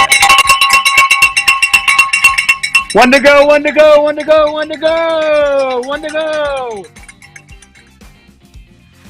And that's why Todd usually does it at the Tour of America's Dairyland. I'm happy to hand the bell duty over to the legend, the man himself, the plow. All right, well, we are down to it. Last lap of racing here for our pro men's field at the Janesville Town Square Grand Prix. First day of virtual racing here at the Tour of America's Dairyland on the last stop of the Echelon Racing League. As this one going to come down to a bunch gallop. Frankie, this is anybody's race. You would be crazy to try and pick a winner here. Yeah, it's a tight-knit group. It will be hard. Different riders are trying to lead. Look at Blodgett going 11 watts per kilogram. Blodgett striking out first, trying to go a long ways out. Not sure if he's just trying to balance that power, but he finds himself off the front. Once you got, what are you going to do? You got to commit yourself. I mean, it's 700 meters to go, trying to force everybody else to chase. Charlie Velez has not taken a win, so he would love to be able to get a win here. He's putting himself in third position right now as Parrish is the one trying to be able to bring him back. Look at Blodgett right here, solo off the front after staying quiet all day. Goes just a little too early. He's going to get caught going into the turn there. Jim Rosick takes over on the front into the red zone now. But Blodgett really caused some chaos in the group. Look how long this group is now as the riders caught out at the back. Again, this is why you wanted to be near the front. This is why the riders were fighting to get inside that top 10. All right, 200 meters to go here as they're going to be off the finishing straight here. Everybody into the red zone. Look at this, red across the board, top 11 all the way down. Here comes Segerbrush going to the front. Usborn going to get there as well, and I think he held on. Did Matt Usborn do it again? Confirmation, Matt Usborn gets his second win of the Echelon Racing League. Unbelievable Frankie, that ride. is so cool Usborn timing that out perfectly. And then second place was Ben Thomas. So two of the riders that have really performed well have figured out the virtual racing. Arguably, I wouldn't say they were the two of the strongest sprinters, but they have figured out this virtual racing. They know how to take advantage of any kind of lead out and timed it perfectly. And Usborn, with his second win in the Echelon Racing League, he's got to be completely happy with that result. Made the early attack, came back in, got a little time to recover, and then goes back on the attack. That's how you win an RGT race. That's how you win in virtual racing, as Usborn just suffers through this little over an hour-long race for the guys out there today and ends up in a field sprint. But Todd, he had a pretty good jump there on the line. I would say at least one virtual bike length, the win for Matt Usborn there. Yeah, that was the case, but the entire group there, huge numbers, 10, 11, 12, we were seeing them definitely in the red, but some ridiculous numbers. So, kudos, everybody who ended up in that top 10 certainly earned it, and we'll get some Nature's Touch chocolate milk from Quick Trip, the virtual kind, sent out. Some of these folks along the boards here should be able to deliver chocolate milk, I would think. We need to get that programmed in.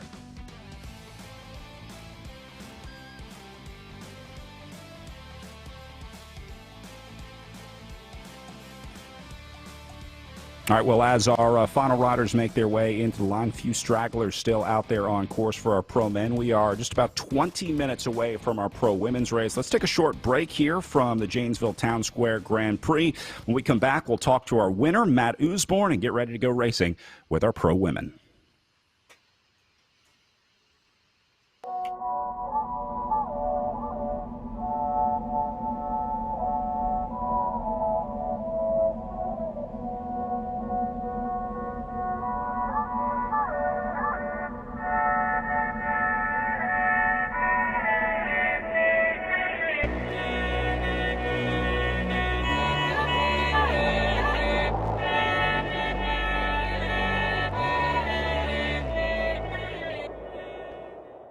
As an athlete, getting marginally better is one thing. Getting exponentially better puts you in a whole new ballgame.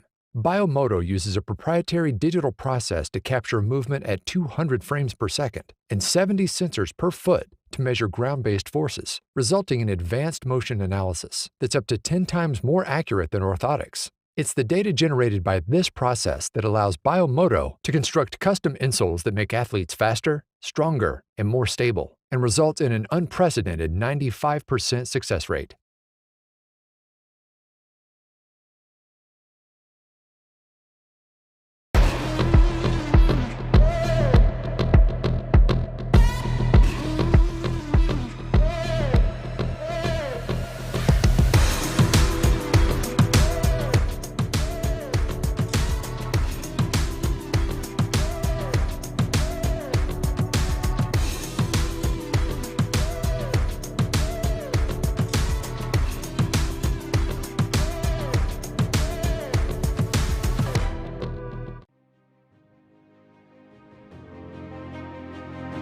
The world is changing. I'm looking to do things better. To improve. Just because it's always been that way doesn't mean it's right.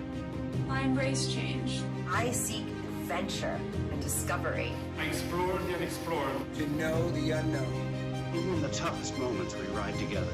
Even in the moments when we're at our limits. We support each other. It's time to move up a level. Push that little bit harder. Changes we make now will make the future better for all. The efforts we put in today will pay dividends tomorrow. We all have the power to up the game. To build something better. It's not time to play. It's time to get real. It's time to be a game changer.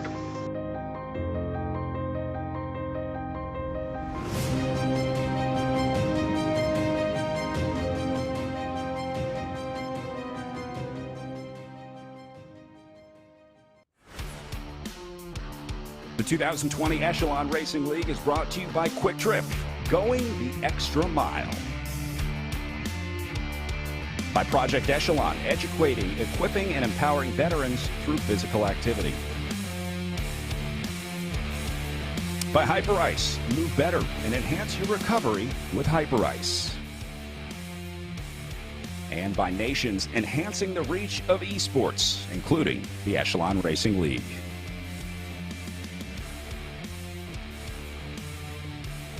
A nice paddle down the river in downtown Milwaukee. Todd, one of the more unique city centers, I think, in the United States.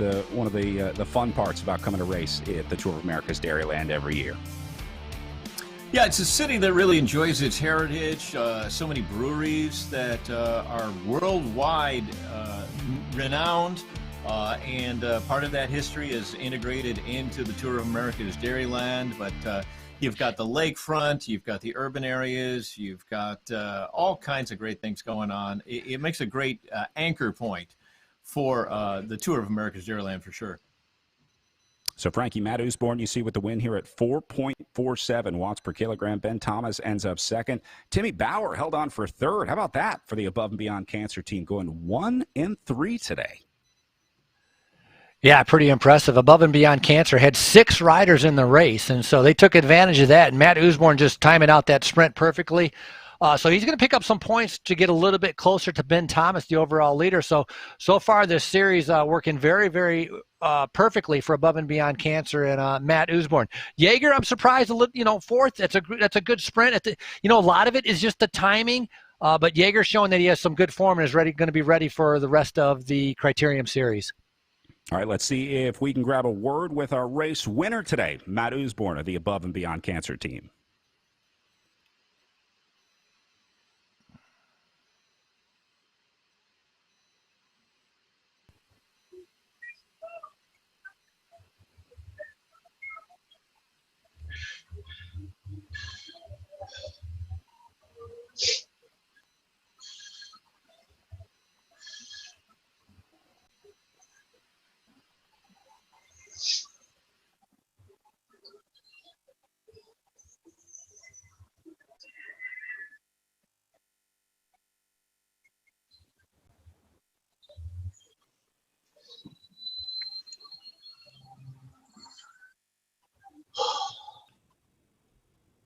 All right, we're going to try and get Matt back there. Let's take a look at these results again and our top 10. I got to feed the hamster here real quick on our end.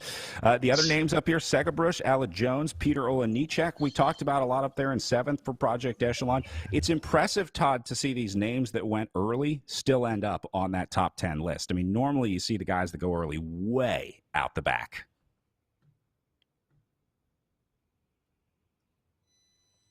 Surge with about a K.5. He ended up in the top 10. Olenichek, the top ranked finisher for the Project Echelon squad there. And Ned Bowen rounding out our top 10. Some great racing. All right, let's try to go back to our race winner. Matt, how about now? We got you now? You bet. All right. Hey, congratulations on the win. You're second of the Echelon Racing League. Is it any sweeter the second time around? Yeah, I was a little nervous about this one. I had Randy, who's our team sprinter, kind of talking me through the last little bit, and Timmy and Campbell kind of covering moves and keeping me calm and in position. Amazing. Not afraid to attack out there, though. We saw you off the front a couple times. I mean, it seemed like you at least wanted to give it a go to try and get a break going today. Oh yeah, we got guys like Jaden Yeager and KBH in here, Bruce Bird. There's a lot of massive horsepower in here. You get one of those guys with you and you're gone. Hey, did you get any inside information from Jaden on this one? This is probably about as close to his hometown race as we're going to get. I haven't. I'm going to have to hit him up and ask him about the rest of the weekend. Well, he doesn't really see a lot of the racing usually. He's off the front, so he's got a different view of everyone else at the Tour of America's Dairyland. Matt, are you going to be with us for the remaining 3 days of racing here at Toad? Absolutely, yes. All right, and as our winner today, I am legally obligated to inform you that you'll be receiving our winner's cheese prize pack, which will be coming your way next week. You'll have a full selection of, I think, Emmy Roth cheese from Wisconsin. So get ready, man, because you got a big old shipment of cheese coming your way for winning today. Sounds like I got some more miles to do to burn that cheese off. All right, congratulations, Matt, and good luck tomorrow. Thank you very much.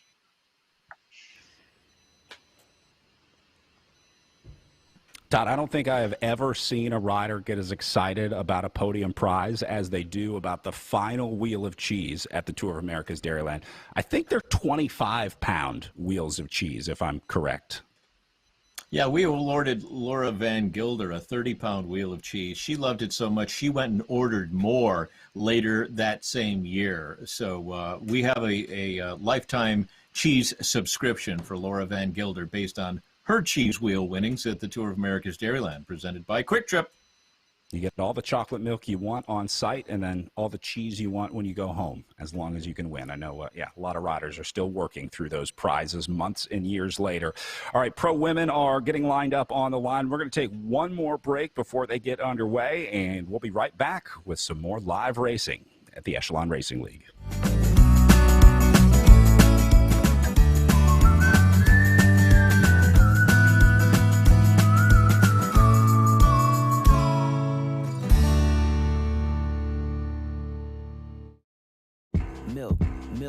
Milk, yeah, guzzle milk, drink it all, make a milk waterfall, cookie milk, stack it tall, milk with no rhythm at all, make you run fast milk, stay awake in class milk, pour it by the glass milk, is that a mustache milk? Boom, boom, boom, base milk, smile in your face milk, go for the goal before you know you going all the way milk, milky high, milky hay, I hope you have a milky day, live your best life milk, you out this world, Milky Way, put you on the spot milk, question, got milk? Show us what you got, hashtag got milk.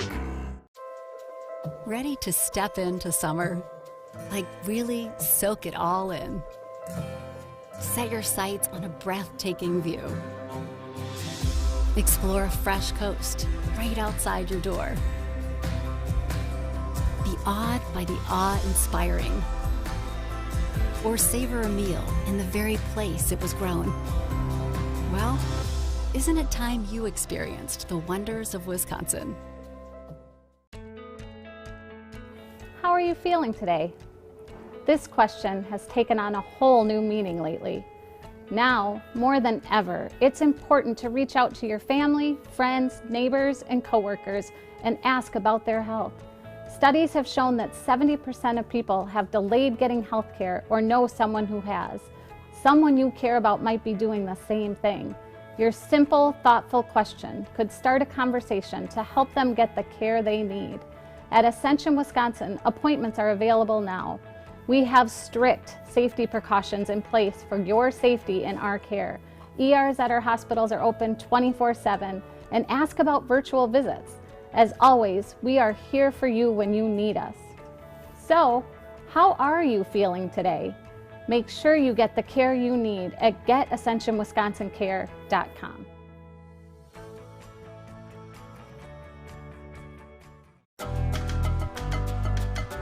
The people of Milwaukee are something. Making something new, something special, making change.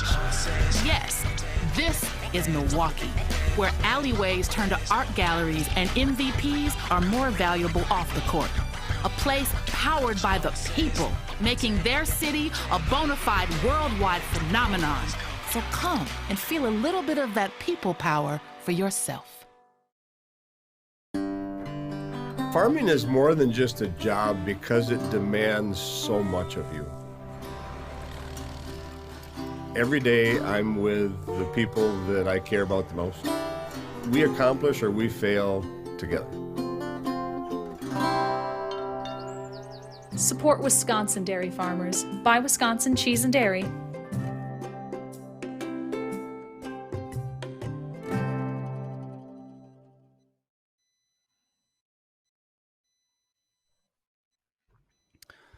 Welcome back. There they are, some of our pro women getting ready to get underway and rolling here in about 7 minutes from now for our pro women's race, our second race of the day on our first day of racing here at the virtual tour of America's Dairyland. Guys, if that pro men's race is anything like what this pro women's race is going to be like, it's going to be exciting because we have some really good long-range riders in this race and some really good sprinters. Just like in that men's field, Frankie, a solid mix of riders. So you're going to have your Jackie Godbys trying to go long range, but there are a lot of riders that want to try and out-sprint Jackie Godby today. So I would say if there's a day or a race that a dominant rider like Jackie Godby gets beat, it's going to be in a chaotic 4 days of criterium racing at the Tour of America's Dairyland. Yeah, I mean, Jackie Godby is the one that has the target on her back, and she's proven it. I mean, she's won so many of these races. There's no Lauren Matson-Coe, who's a good sprinter. She's not in any of the series, has other priorities that she has to be able to take care of. So I think that opens things up a little bit. I mean, the power of Godby is proven, but if somebody can be able to get away or be able to time the sprint a little bit better, I think they're going to have a good chance of trying to be able to come by her.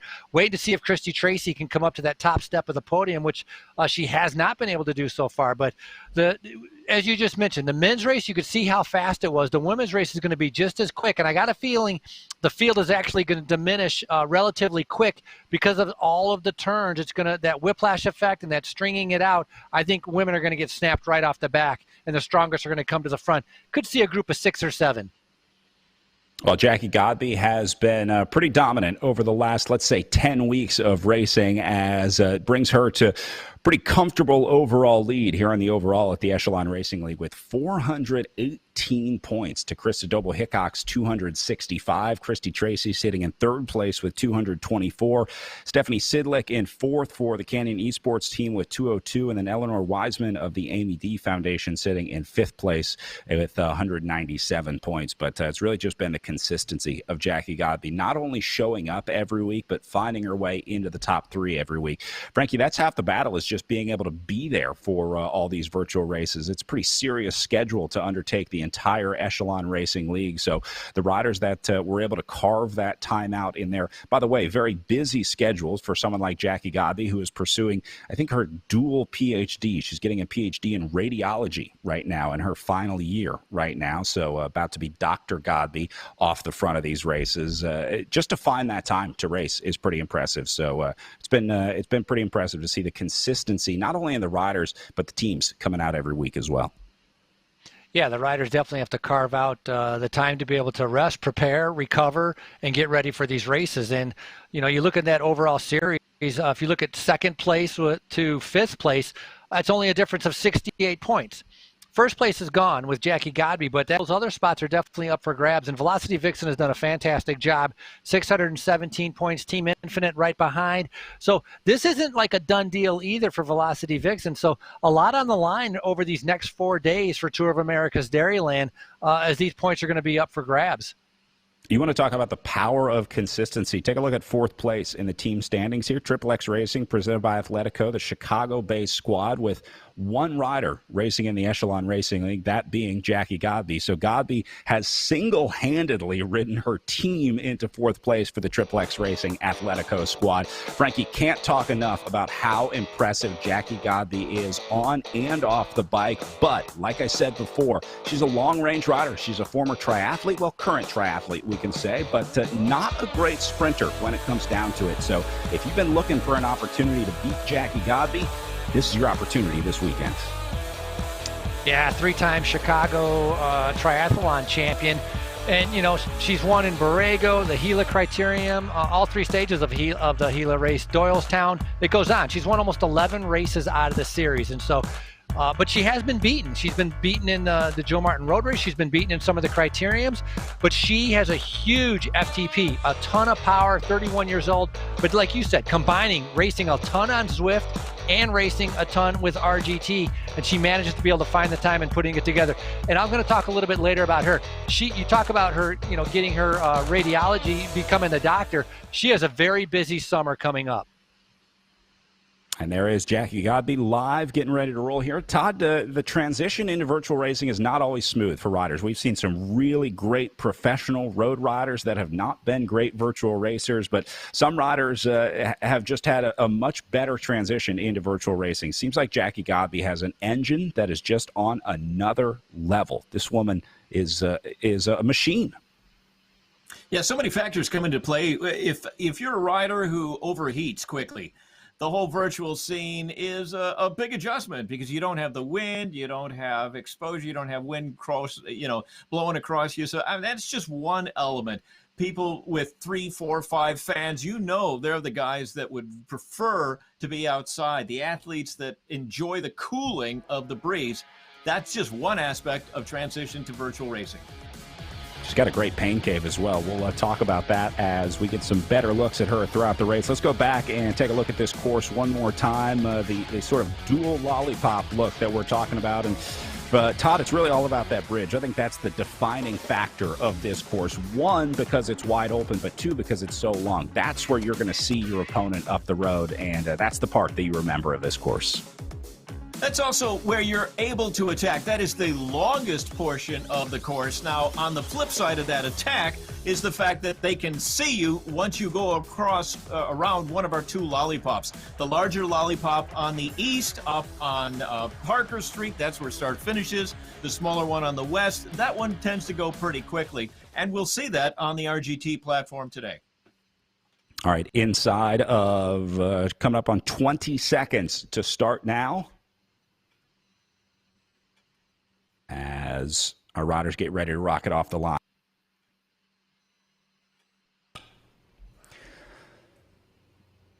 So here you go. See everyone powering up here, trying to maximize the power, because when that clock hits 0 and that flag drops, you want to be putting as much power as possible into the ride. And so that's why you see everyone getting out of the saddle here, because they want to accelerate off the line as quickly as they can. And here we go, underway and racing. Wow, red early. Yeah, very fast start like usual with Godby leading the way, but you can see them all out of the saddle, making sure that they don't get dropped. A little bit smaller field here, I think, starting with about 20 riders, and obviously, it's a weekday trying to, race at, almost, 20 to 6. So people trying to balance out work and then and the rest of their responsibilities. So a little bit smaller field than what we've normally had for some of the other Echelon Racing League series, but great to be able to see these riders out here. And it's the hit list. I mean, all the riders, the top riders are the top 7 riders in the overall series. They're all on the start list. So they're all battling for points right now. Christy Tracy, very good time trial, is going to be able to try to kind of keep things strung along. And that's exactly what Jackie Godby does. And Todd, you'll see this Jackie Godby, a phenomenal, it's incredible the amount of power she has. She will just sit on the front and just ride at 4.5 to 4.7 watts per kilogram all day long, and she just kind of sees who's able to be there, and she still has a sprint at the end. And that's kind of been her operation, her mode on how she's been able to win these races. Right, and she's that way, Frankie, from the get-go, and that's why I think we saw those red numbers, the watts per kilogram, up above 6, 7, 8 from the start, because you don't want to lose track of this train. Godby's going to go. Everybody knows she's going to go steady, and that's going to be an important wheel to hang on to. You may not be aware, if you're new to RGT, the draft dynamic is very good. You want to be tucked into a group because there's energy savings as a result. So Godby, I mean, there she is. She's already just kind of sitting on the front and powering. And if you're on the edge and you can't get to that wheel, you could be saying bye-bye to your race day pretty early on. Yeah, this is not what you want to see if you are hoping to just sit in this one. If you're hoping to hide out today, Jackie Godby riding on the front in the orange power zone is pretty much the last thing that I would say you want to see in this situation. Looks like she's going to let up a little bit, let some new names get to the front. Sidlick, Wiseman going to take over. Looks like McGregor going to get in there, but look at this. Already gaps forming in this group. So Angie Bonacisi caught on the wrong side of that. Look how she goes into the red zone so quickly, though. I don't think this is the last that we're going to see of Bonacisi for the Velocity Vixen team. She should be able to get back up into this group. So I would expect this gap to close back down. But boy, Jackie Godby is not making it easy on the riders out there today, as we are just coming up on 3 minutes into this one. Look, they've already dropped 5, maybe 6 riders off the back here, thanks to Jackie Godby. So there's Bonacisi trying to chase back on. Larson back with her. Nice to see these riders linking up, have a little bit of help to try to work together, try to get back up into that group. But when I said Bonacisi was going to come back, I thought she was with a group, but Bonacisi and Larson might be a tough road to try and chase back in here. So eventually, Frankie, the selection is going to be made, and there's going to be a little bit of a calm here. So if you can just make it to that point where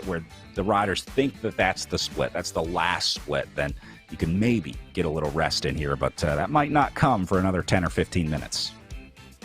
Yeah, it might not come for a little bit, but the speed at 40 kilometers per hour, I mean, it's just a little bit of bad luck for Bonacisi and Larson. Just kind of getting a little bit of a gap around a turn, but we've seen so many times, once you lose contact with the group, it is so difficult to be able to catch back up.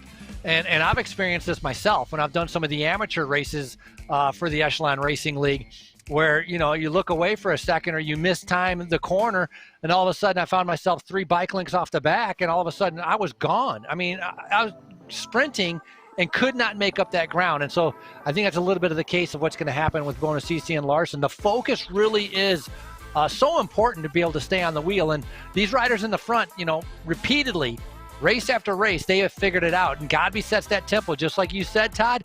Everybody else gets on that wheel, try to save as much energy, but you got to be careful, because sometimes you're trying to put it into a smaller gear to save the legs, and you find yourself getting spit out the back, and that's the danger. Yeah, Sidlick doing a nice job of staying up front and keeping things in the mix. But if you look at the watts on our RGT metrics, you're seeing Godby just landing at that 3.6, 4.0 watts per kilogram, nice and steady. And this is what you see a lot of triathletes do, because, especially for the Ironman distance, over 100 miles of just putting it out there, but keeping in mind that they have to run a marathon afterwards. So there's this inherent conservancy to the energy. And Godby's going to put down big watts, but she's also going to be consistent with it. And those that are surging, that's going to be more detrimental as the race goes on. All right, well, I think this is our group that has just formed in front of our eyes, because Jackie Godby letting off the gas here a little bit into the green zone. So I would say if you're in this group,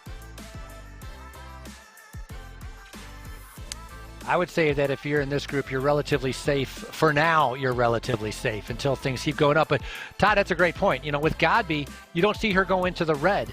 Everybody else is going into the red, responding to the reaction coming out of the corners. And that makes it pretty difficult. And talking with Jackie Godby, I was asking her, what's the best part of racing in the virtual racing? And it's just exactly what you talked about. Doing triathlon, she's used to riding by herself. And so she was talking about how the best part is learning how to draft and realizing the tactics and taking advantage of riding in the draft. As a triathlete, she never drafted very much. And the few criteriums that she's done in real life, she would just ride off the front and go off by herself. And so this has taught her a little bit more about, let's say, pack dynamics. And so, in that aspect, the RGT platform has been good for her. And, I talked about people being very analytical about their data and their numbers, as athletes are. She was very much so, talking about her personal best with her power, the hardest race with the Stelvio, and how many watts she did for how many minutes. Kind of went all over the place. But she's very much said that she's been enjoying the virtual racing. And, of course, if you're winning as much as she is, who wouldn't enjoy doing the virtual races? It's always more fun when you're winning, that's for sure. All right, let's go back to Janesville. This time we're going to hear from another one of our race directors, Bill Koch, who had a chance to catch up with some folks in Janesville.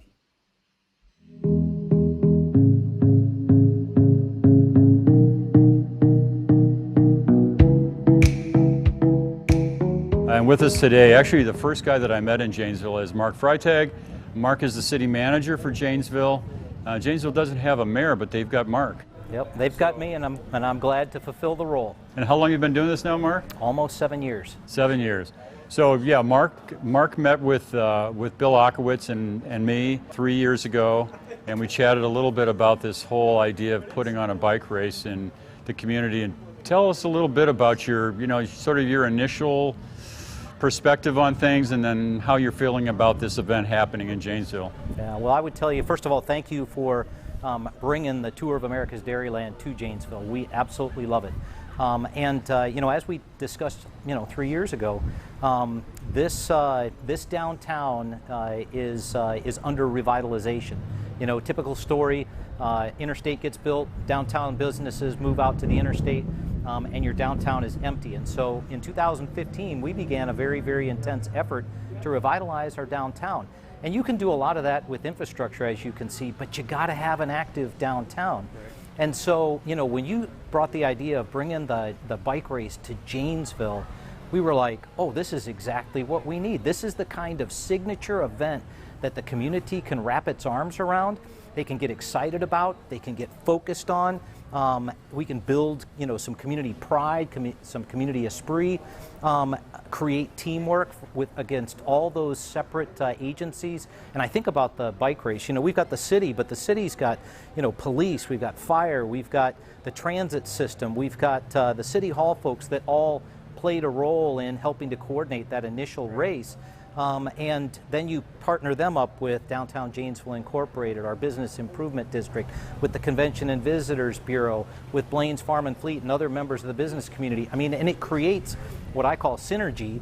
And so, you talk about activating your downtown and giving focus and purpose to your community. And that's what the bike race did. And so we're very excited about the past two races, disappointed that COVID kind of interrupted this year's, but we're ready to do it again. What I see is future growth, future prosperity, continued resilience by the community. You're going to come back in this, in another 5-10 years, and this downtown's going to be buzzing. It's going to be humming, along with the rest of the periphery of the community. And so it's a good news story.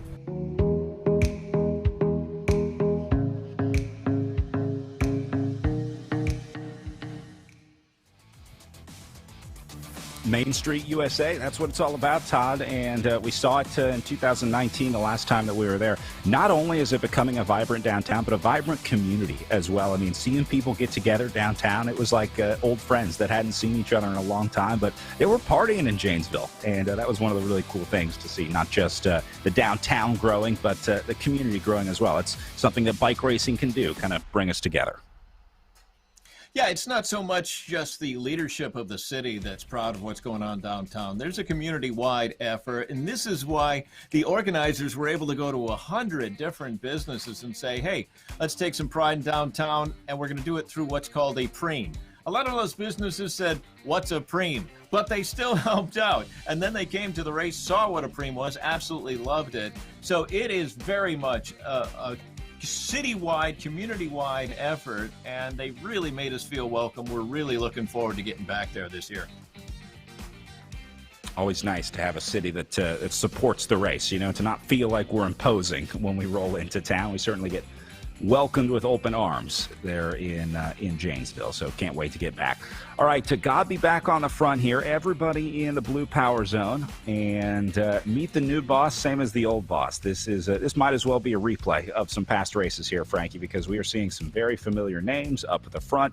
Chris Doble-Hickok, these are the chasers that got caught out. Now, these are maybe some new names. Bonacisi, Larson, these are riders that are kind of on the bubble, so getting caught out a little earlier than normal, I think, today. But Jackie Godby certainly didn't do anybody any favors when she started this one earlier today.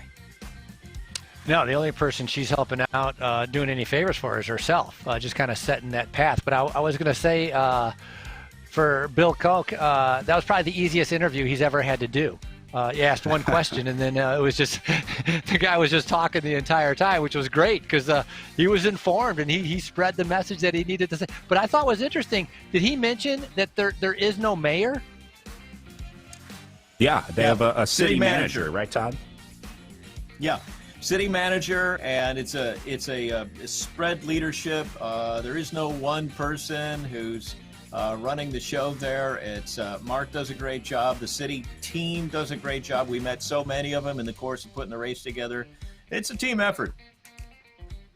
No, I thought that was pretty interesting. So you see Stephanie Sidlick there in the upper right-hand corner, Christy Tracy in the bottom right-hand corner, Krista Doble-Hickok, who's not going to be able to race with us tomorrow because her training camp, her Rally Pro Cycling training camp is getting ready to start, and she's going to have to go to that. And it's they're going to Moab, Utah, which I thought was kind of different for a training camp.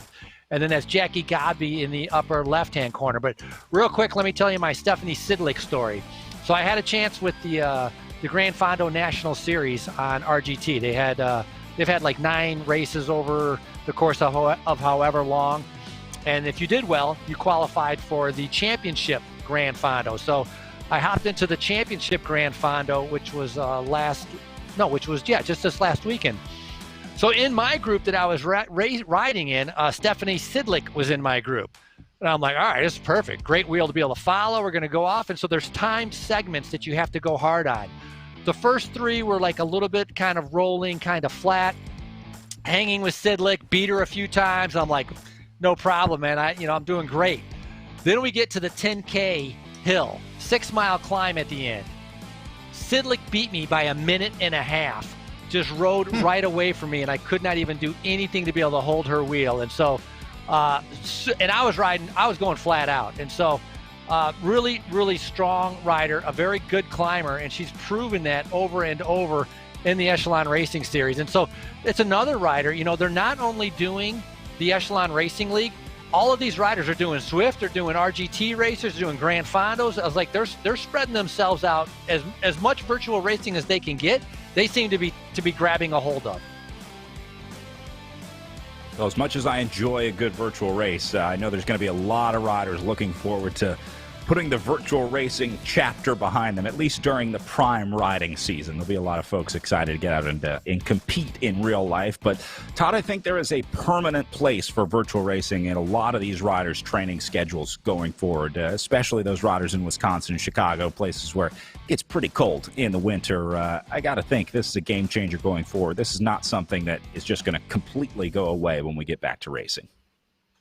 Well, we love riding in Wisconsin, especially during the summer, and one of the reasons is all the roads are paved to support the dairy industry.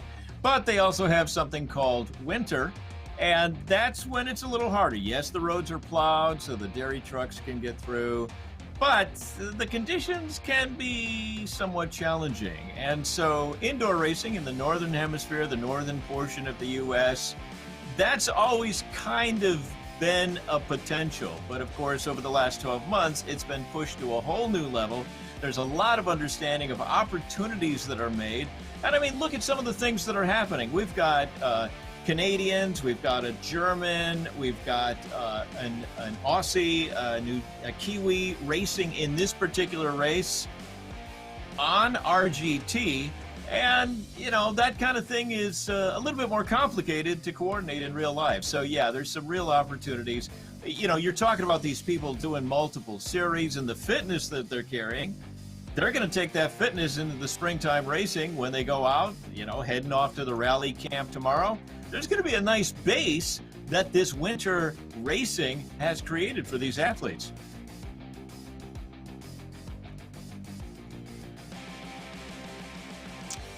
Yeah, and you talk about the virtual racing that and all of these riders, at least the riders in the front group that I interviewed, they all have plans for in real life racing. And we talked about Jackie Godby. She's planning on, she's going to be super busy because Godby's actually getting married coming up in July, I think it was.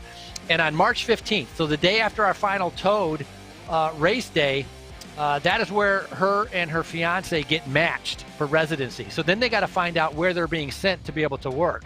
So a huge summer for her, along with planning to be able to compete and do races.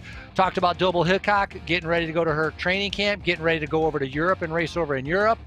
Christy Tracy, she's planning on trying to go back to defend her 24-hour national time trial title, wants to go to the world championships for the 12 and the 24-hour time trial championships. So all of these riders in this front group, as much as they have had their virtual racing plans, they also have great big aspirations for their in real life plans also in cycling, but also in life, as I just mentioned with Jackie Godby. Jackie Godby studying radiology, and not the first doctor to do a nice job of racing in our Tour of America's Dairyland Peloton. We were talking about Ascension Medical and how incredible care they provide for us. But part of the reason they're so good at it is because a lot of the staff ride, and in fact, one of the docs who has been a big part of the Tour of America's Dairyland over the years is a wonderful person named Andrea Sear, who actually won the Oarsman Capital Green jersey, which highlights the outstanding Cat 2 racing with the pros. She would race, she would get done racing, she'd towel off, and she'd head back over to the med tent to help out other riders. Busy, yes. Dedicated, yes. Very talented. This is the kind of people that we love seeing around the race course, and this is the kind of people we have at the Tour of America's Dairyland. It certainly takes a certain kind of rider to do well here. You got to be incredibly tough to do well in cycling, but just the training that goes into it enough. You gotta have that toughness, not just on race day. It really extends to all of your training and riding. So, Godby sitting on the front here. Sidlick going to be the last rider in there at 7. So I think this front group pretty comfortable. You can see the gap back to Larson and Noble, 8th and 9th on the left side of the screen right there. About 120 meters back, 120K. That'd be pretty far back, but these riders looking like they're going to be pretty safe here up in the top 7. So as we watch them, I want to talk about some really exciting stuff coming up here at the Tour of America's Dairyland, because Saturday and Sunday, the last 2 days of racing here at Toad, we're going to have paracycling on course. We'll have hand cycling, paracycling categories from C1 to C5, H1 to H5, tandems, categories for all para riders. A really cool opportunity for para riders to have a chance to do some virtual racing. We really didn't see many virtual para events out there, and Todd, this has always been a big part of the Tour of America's Dairyland, having the hand cycling competition every year, and so I think it is super cool that they're able to offer some virtual racing here for our para athletes. And there's this huge synergy here because Project Echelon works with vets, and oftentimes the vet struggles with not only an injury, but moving away from the physicality of military life. And that struggle is what Project Echelon is all about. They saw an opportunity to bring cycling in, give these vets a physical challenge, including those who might have suffered some kind of injury.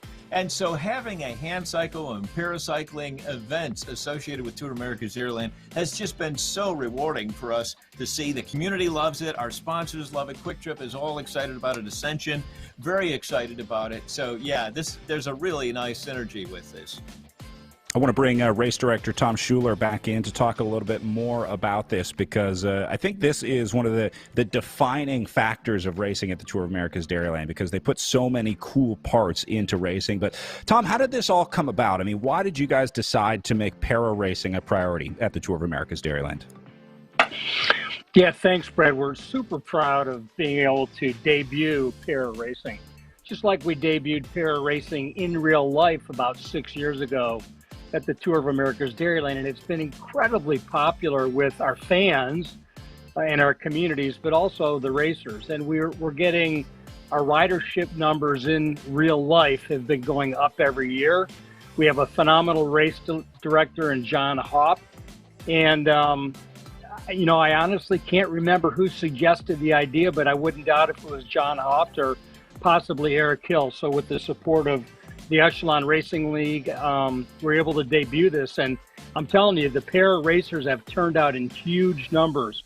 They raced last weekend as sort of a warm-up race, and we were blown away by how many people showed up. Because, again, this is a new idea for a para racer around the world to do this kind of virtual racing. So, again, we're super pleased to be debuting this on Saturday and Sunday.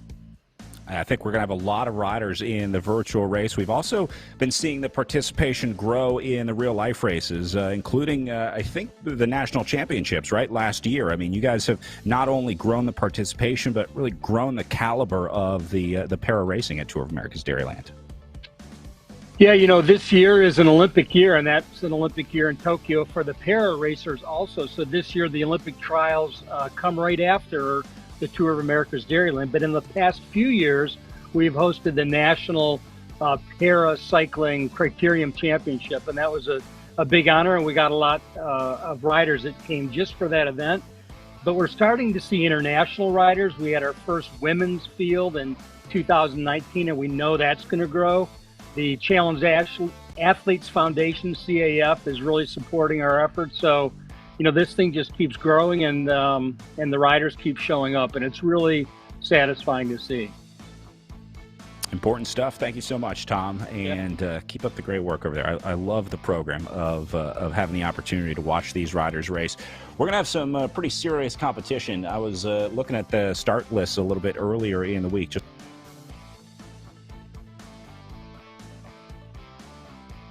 Sorry about that. Riders getting ready from the amateur race to the pro races. Some big names on there, including Will Grew, I saw, is a big name in para racing, rider that we see at the national championships every year. So there's going to be some firepower in the group out there, Todd. It's going to be exciting to watch. What I think will be one of, if not the first, virtual para racing out there.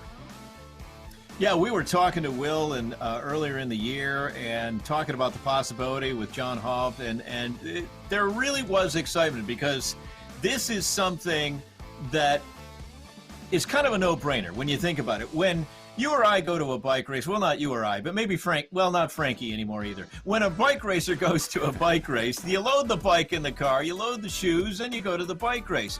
But when a para-athlete goes, there are other considerations. All right, para athletes heading off to race down in Florida today. One of my buddies, on her way to the airport, she had her bike and she had her bag of racing legs. Okay, so packing becomes a little bit more complicated. Getting to an event becomes a little bit more complicated. So here we're taking the virtual platform and we're saying, where do you work out? Where do you train?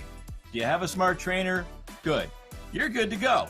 Let's set up an event so that you can race against other people all around the world without having to take on the challenge of the logistics of travel, which is just a little bit more complicated for you at times than it is for other racers. So it's kind of a no-brainer, and the excitement that we saw from the community as we started talking about this was really strong. Plus, the communities we go into IRL, as you know, it's just huge because, we're talking about people who are so inspirational, overcoming challenges. A lot of times it's vets and their story doesn't get told. We give them an opportunity to get that competitive juice flowing, get out in front of the community, receive the appreciation of grateful communities. So there's a lot of good stuff going on with this.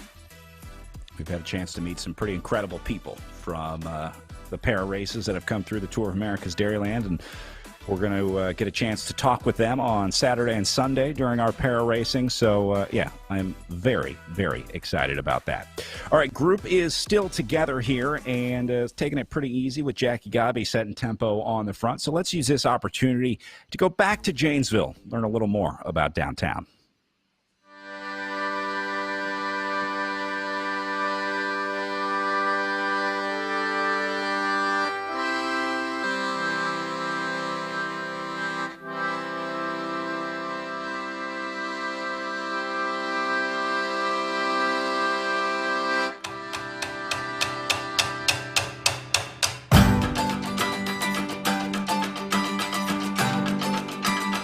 Art Infusion is an opportunity for artists from far and wide and from nearby to come and create these amazing chalk drawings on our sidewalks.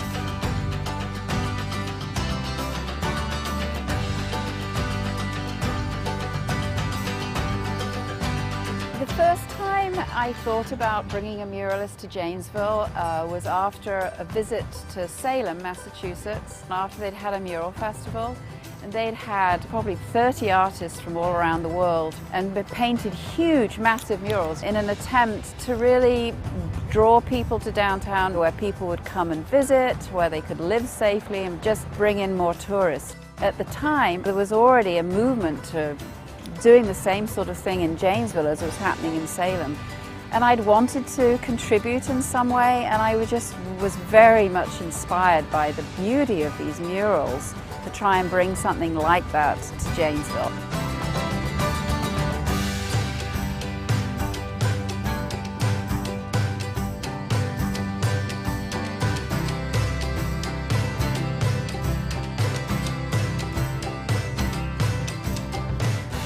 What began with one mural has turned into a mural festival, and I really hope that the city keeps this going, because nothing brings people together more than art. Regardless of your culture, your language, where you're from, what you do, everybody can relate to art in some sense or another. I don't know, all day people have been walking by, I get to hear about them, hear their stories. It's a cool way to really become part of the community and not just stop by and put a piece of art on the wall, but I get to learn about people in the area, and that's fun. This morning, a bunch of kids came by and they helped me paint around the corner, and I think that A, they helped me paint, which is cool, but B, it gives them that experience, that memory, you know, that they got to be a part of this whole thing too. I think it's brought a ton of people into the downtown that don't even know what's down here. I know personally we've seen a huge uptick in business. Tons of people who I've never seen here before, they come in, they had a good experience. We've seen them since. Families coming down, just walking down, sitting down, watching them work. Couples coming from out of town, just because they heard about it, they come in, they have a little bite to eat. It's far more cultural, far more diverse environment than people realize. And it helped them discover that. We were all just blown away by the success and the interest. And now, as we look around Janesville, instead of these ugly, empty, patched up walls, we just see blank canvases where we can bring more of these beautiful creations. It's been a wonderful way to bring people downtown, to our now vibrant downtown.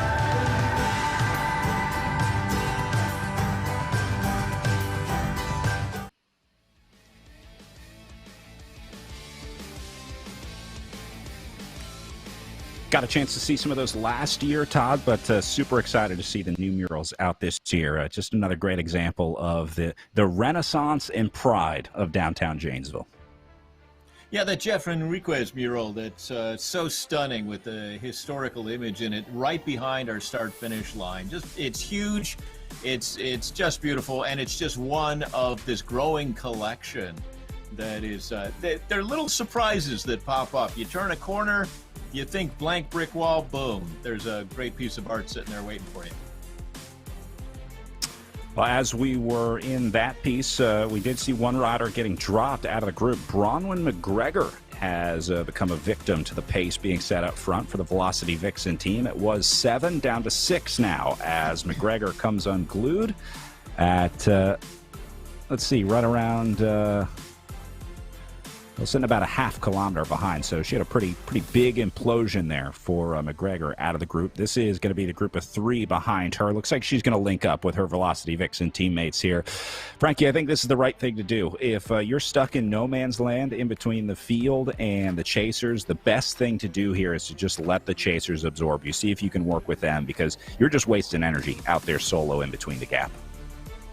Yeah, and McGregor must have just been redlined with the pace that, you know, the high speed in the corners that Godby, Sidlick are all kind of pressing out there. So the 38-year-old McGregor, you know, from New Zealand, so she's a good time trialist. She's been third in the New Zealand Time Trial National Championships before, but today obviously maybe not having the legs that she wanted during this criterium race. But our front group still Some very, very strong riders there. And so, Godby, Sidlick, Strelo, Weissman, there's no surprises here. These are the same riders that have been kind of in the front. You know what is a surprise?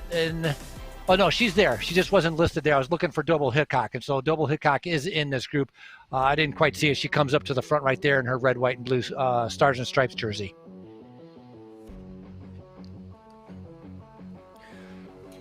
So now we look to see if these 6 will make it to the line together, coming up on, just over 30 minutes in. And so there's a tactical racing. There's a tactical play that McGregor can actually hang on to here, and that is that points are going deeper than the front group. So if she's going to find a new group, she's going to ride along. Maybe those 6 take it to the line. Maybe there's more that fall off. And so it may be possible. Attrition is going to happen, but points are still available. And in the overall picture, you want to get points. So if McGregor is going to hang out and grab 7th, or if she's going to ride with somebody else across the line, there's still an opportunity for points there. So sticking it out to the end is definitely what you want to do. Yeah, good point. Got to stay in it. Got to get those points. Because, again, consistency, super important here in the Echelon Racing League. We see that Tour of America's Dairyland IRL as well. And if you sit in on some of the team meetings, and Frankie's run those team meetings, you have to look at the calendar at times. Maybe it's a big picture view, and maybe you're eating a bucket of Quick Trip chicken before the series and you're planning out your calendar. But there are days where you're going to say, all right, we need to do some work here. We need to score some points. And there are days where we're going to say, okay, legs not so much. I'm just going to sit in, or I'll support this guy, or I'll support that woman, or whatever the plan is. But you have this whole palette on which to set out your race plan. As we said, sometimes you plan on taking a day off. Some of the series, we only count 10 of the races to encourage riders to take that day off. But this is why, even at 7th, McGregor needs to hang in there because she may have a better day tomorrow if she scores some points today. We've got 4 days of Tour of America's Dairyland racing, so sticking it out, always a good option. When you talked about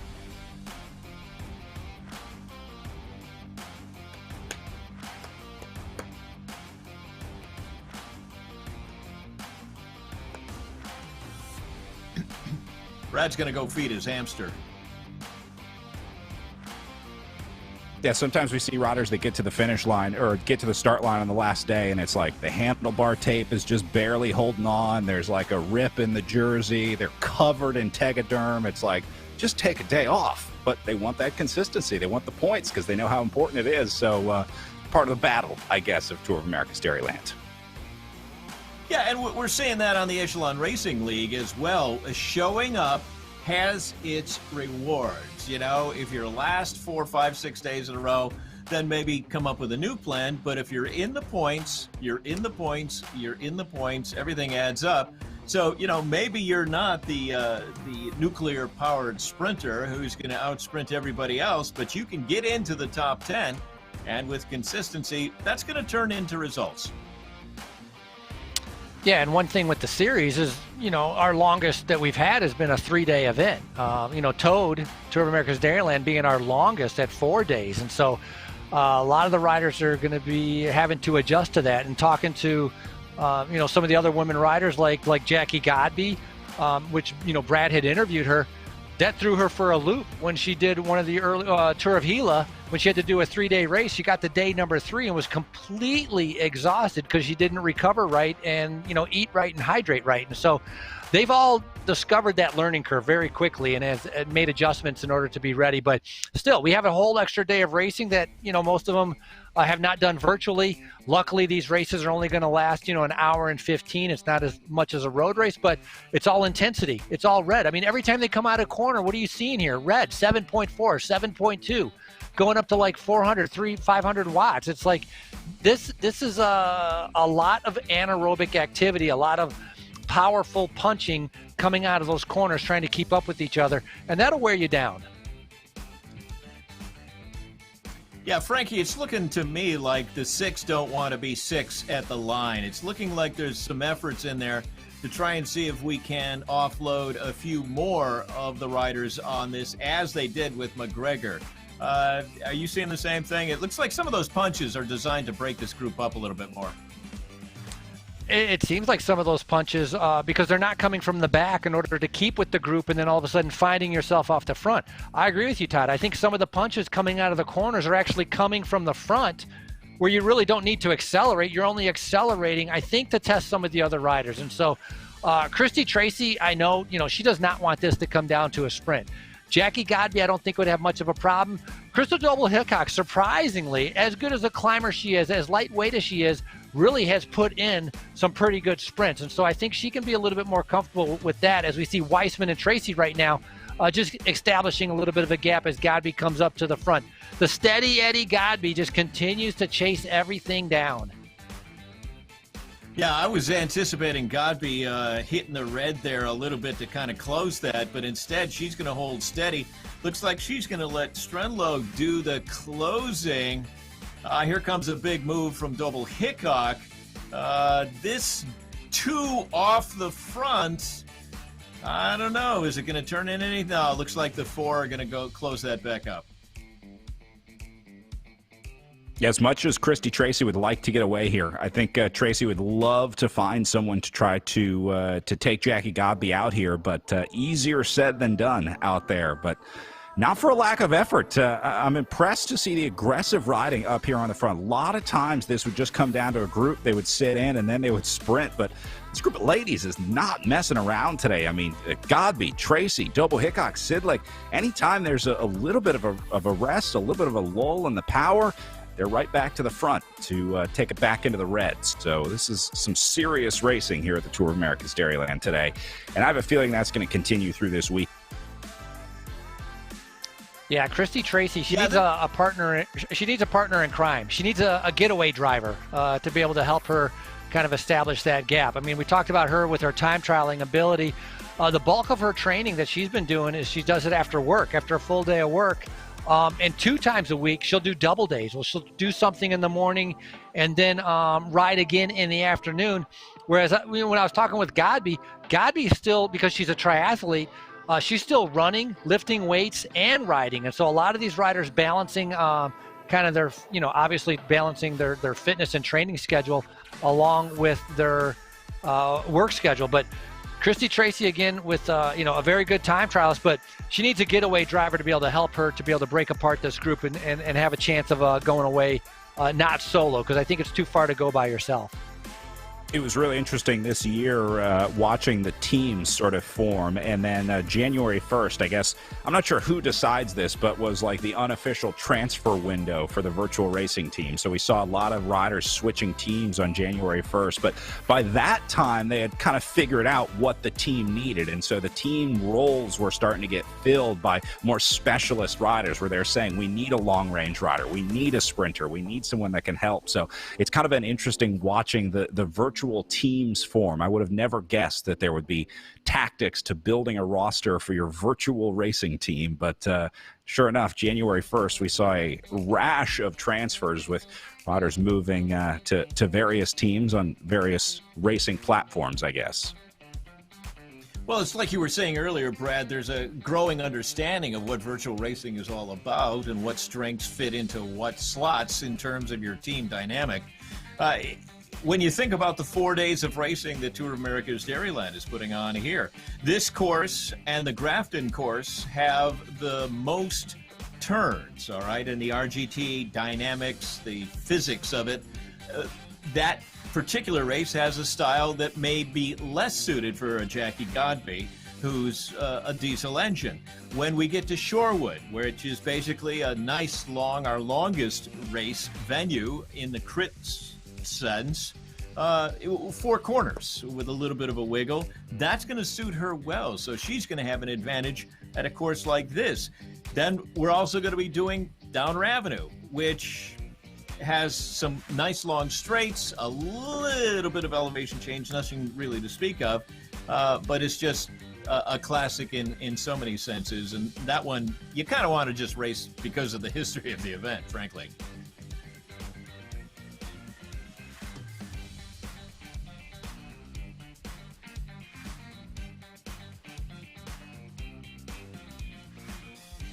Looks like a lull there in the watts that were coming down. We're not seeing too many of these riders popping up into the red now as they've kind of settled. 25 kilometers to go.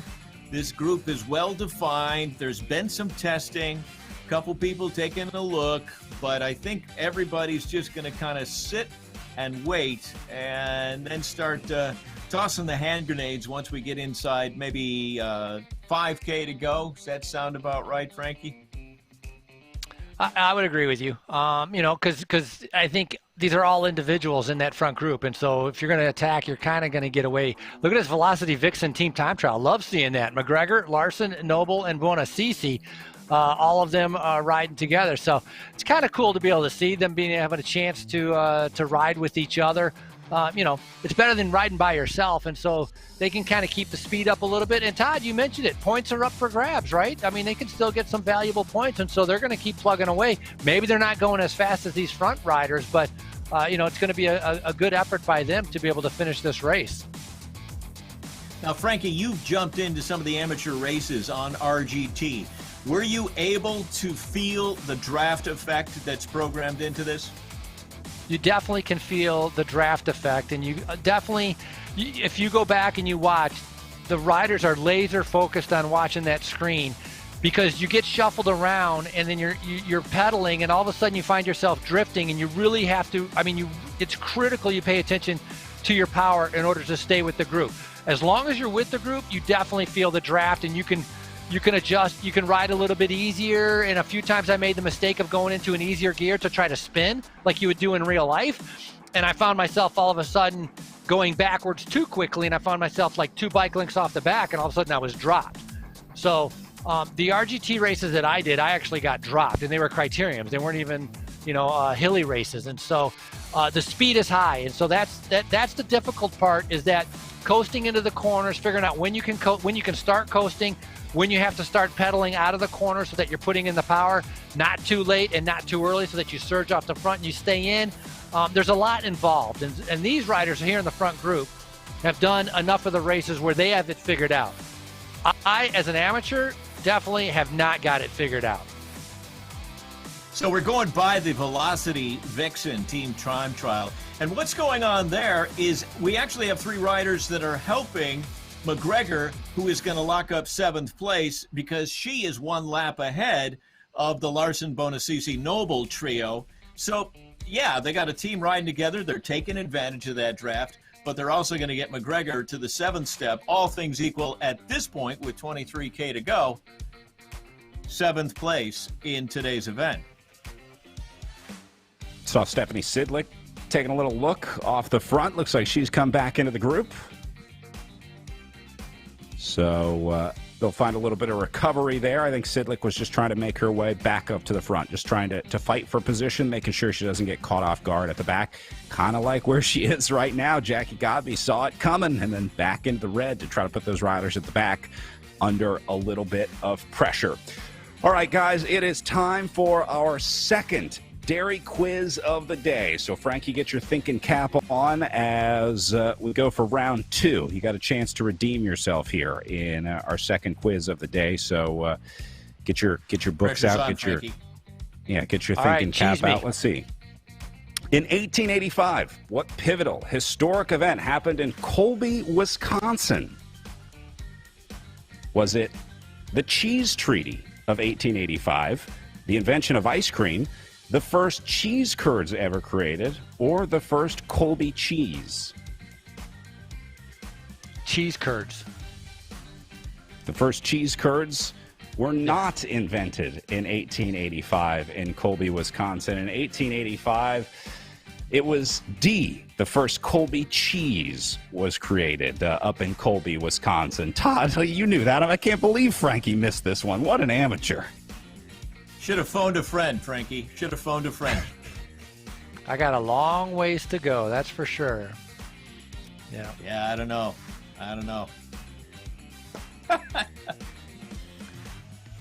Oh boy. So now I'm curious with Colby cheese. I wonder what the difference is. I mean, 1885 seems like a long time ago. Obviously, they're trying to make cheese, and what they did differently to be able to make it Colby cheese instead of, let's say, regular cheese. Oh, it's actually a good question. Well, yeah, I don't know what's only in Colby. somebody who doesn't live in Wisconsin would ever refer to a cheese as a regular cheese, because there are 600 varieties of cheese that come out Right, of but the to be state of Wisconsin. to be clear, in 1885, I don't think there were 600 varieties of cheese. Back then, I think they were like, "Hey, look at this! It turned into something hard and solid that we can eat that came from the cow." So, I'm wondering what is the distinction? And all of a sudden, they said, "Hey, this is Colby." What makes it like what is Colby? Well, let me tell you what my Colby is. Because in the 7 seconds that you asked that question, I was able to pull up the Wikipedia page for Colby cheese, and I can tell you that Colby is similar to cheddar cheese, but it doesn't undergo the cheddaring process. So it's considered a semi-hard cheese. It's softer, moister, and milder than cheddar because it's produced through a washed curd process. So instead of cheddaring the cheese like normal, they just wash the curds. So there you go. That's the big difference. Does it say when it was invented? 1885. All right, I was just double checking. We're Monterey going to Jack get you to cheese, spend by the more way. time in the state of Wisconsin, Frankie. Yeah, you're really missing out. Monterey Jack is produced almost identically to Colby cheese. So if you like Monterey Jack, you might like Colby. But Colby is seasoned with something called annatto, which imparts a sweet, nutty flavor and the classic orange color. So that's really one of the only differences between Colby and Monterey Jack is the annatto. Again, you knew that, Todd. I'm just telling Frankie, so. Yeah, we'll bring Frankie along easy. He's obviously he's a cat A dumb 5 when it comes to cheese. Yeah, a dumb Detroiter over here. So it's going to take a little bit longer for me. By the way, Joseph Hey, something F. I really Steinmont, the guy that invented the Colby cheese in 1885. Well, there you go. Something I really enjoy about what's going on with the RGT series brought to you by Project Echelon is that you're alternating men's and women's starts. And we do that at times. And so what happened in real life, our first year of racing in Janesville? Okay, the first pro race in Janesville was the women's field. And as I mentioned earlier, it was raining, but folks were out. They wanted to see what this was. There were pros from all over the world queuing the line. And our women's race took off. And what was very cool about that is that we had been preeming throughout the day. Janesville's known for its preem. We had been preeming throughout the day, but we had been preeming conservatively, let's say. And so when the women's field gets out there, then the crowds are the biggest, standing under umbrellas, whatever, trying to get shelter out of this steady rain. Then we're starting to throw out 200. 500. Attention riders, $1,000. They come around, pick up $1,000. I'm looking at the crowd that's across from the start-finish stage, and I say, hey, Janesville, want to have some fun? Watch this. Riders come by. Attention riders, $2,000. The place goes up for grabs. It's raining. They had never seen anything like this. And the riders, I distinctly remember a half a dozen of them just laughing as they're riding by. And then they went about the business of trying to win themselves $2,000. And, some riders had some very, very good evenings their first year in Janesville. Todd, I know this is realistic because when I heard you say attention riders $2,000, I got that feeling. My heart started beating a little faster. I started sweating a little bit. It was just like real life when the big preems ring up. So thank you. I was briefly transported to Janesville, Wisconsin there as you were announcing the $2,000 preem. If you're not racing, there is still a chance to get some prizes here at the Tour of America's Dairyland. They are running their own fan Zoom room over on the Tour of America's Dairyland Facebook page. They got the link posted right now. They're going to be giving away prizes in the fan Zoom room throughout the weekend. They've got all kinds of cool stuff from a Quick Trip. They've got some cheese in there, maybe some chocolate milk. So if you're looking for some prizes, want to maybe hang out with some some other spectators, check out the fan Zoom room over on the Tour of America's Dairyland Facebook page. You can check in with Bill and Alyssa, I know, are hanging out over in the Zoom room right now, and they're going to be raffling off some prizes to people in the Zoom room. But you got to be in the room to win, so head on over, spend a couple minutes with them in the Zoom room, and you might walk away with some cool quick trip prizes. You guys are not eligible, unfortunately. That's in the fine print. We had the lawyers look at the whole thing. We're giving away all this quick trip swag. It's interstate commerce, so unfortunately, you're just not able to win. But everyone else can, so just we're insiders, so we're not eligible. Well, if walking away with anything valuable from the Quick Trip Zoom involved any kind of dairy knowledge acumen, one of us would be safe in that respect. When the dairy apocalypse comes, I know who I'm hiding behind, and it ain't Frankie Andrei, that's for sure. When the cows finally revolt. When the cows come home. That's right. I'm heading to Todd's house, that's for sure. There you go. There you go. All right, checking back in on the front, Godby and Tracy into the red. This group of four doing a nice job with McGregor, Noble, Buonasisi, and Larson, the Velocity Vixen quad, who have been staying together, which is surprisingly hard to do, Frankie. Riding in a group on RGT is a lot harder than riding in a group on real life. It's tough to stay in those wheels.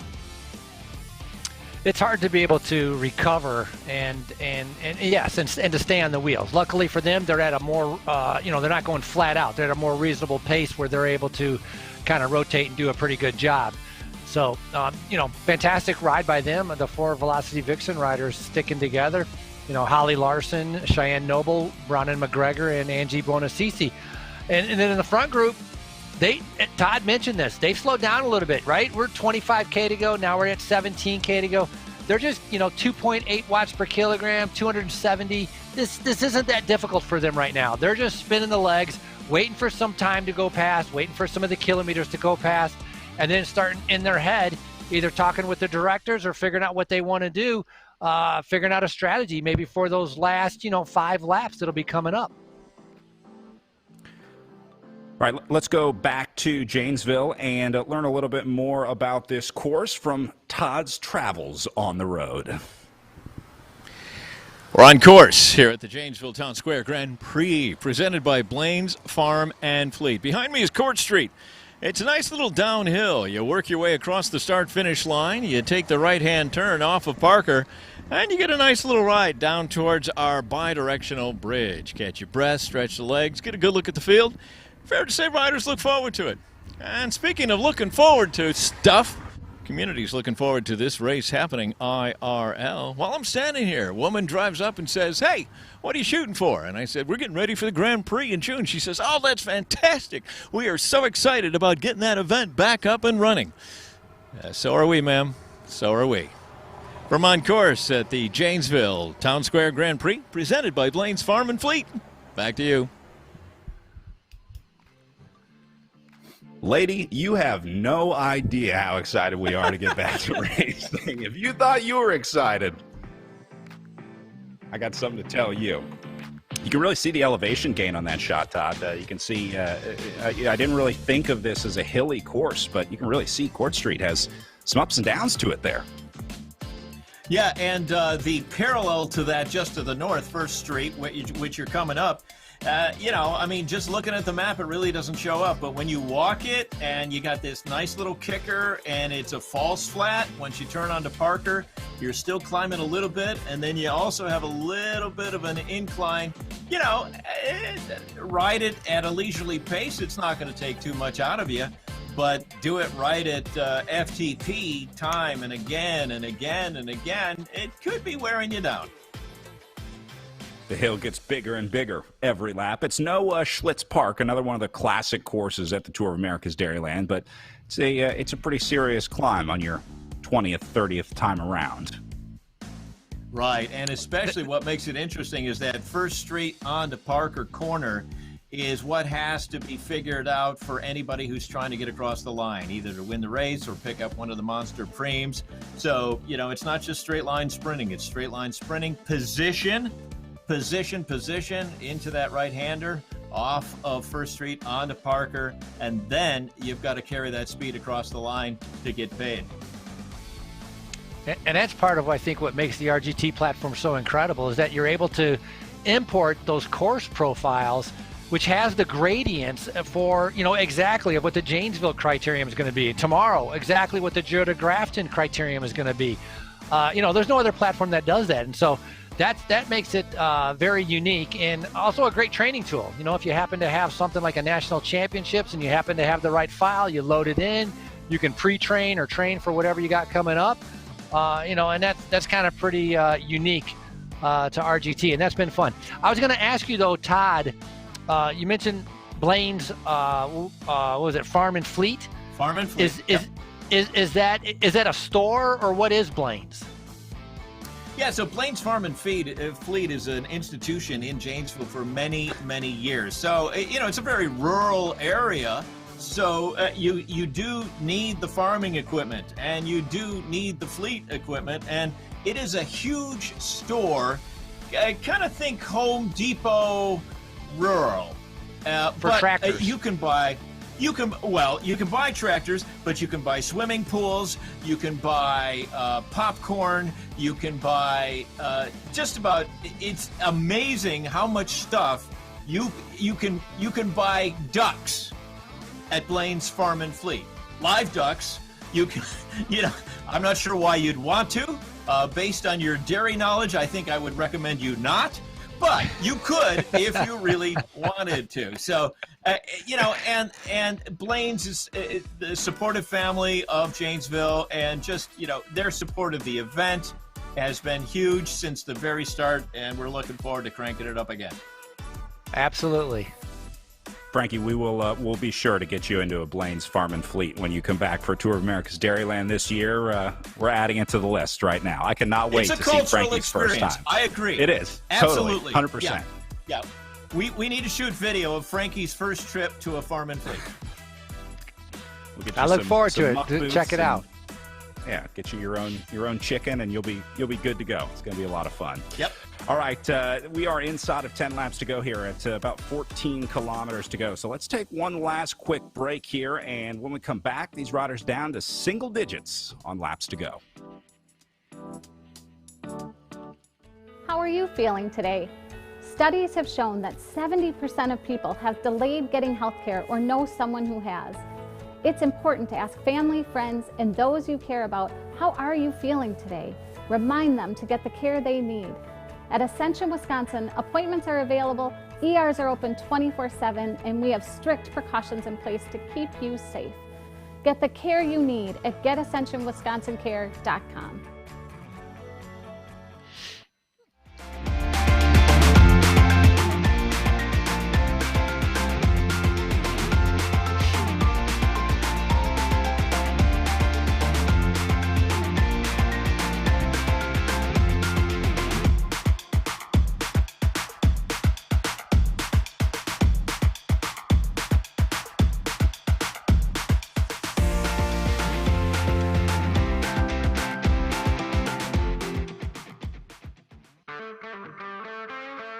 When anyone asks about our city, the Brew City, the Cream City, the city of festivals and fish fries and summertime fun, it's hard to express it in just a few words because it's way more than America's third colors and America's oasis of old fashions and the heart of outdoor art.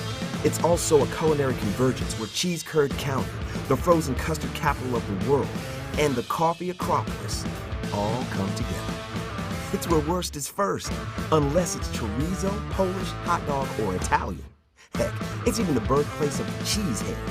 Our city, home of the domes and the Flying Art Museum on the water. It's the headquarters of Harlem and the tavern that rolls and floats, where fruits fly and bands rise. Tavern Town? That's us. The Supper Club Sanctuary? Guilty. The last bastion of bar dice? Bingo!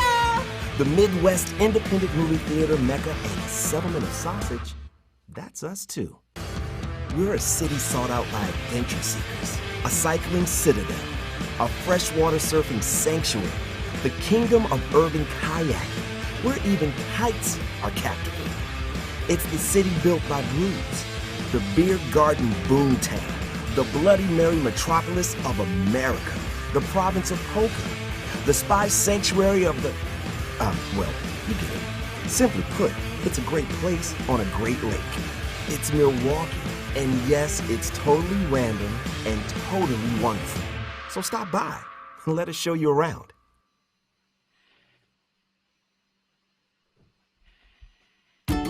What does it mean when Quick Trip comes to your area? Quick Trip is much more than just a gas station. Everything here is fresh because we get deliveries every day. We source the best ingredients and product that Midwest has to offer, and we take pride in making a lot of the food items ourselves. So it's always the very best and the freshest. When you visit us, you can always expect great service and a Quick Trip smile. Hey, we're excited to be your new neighbor.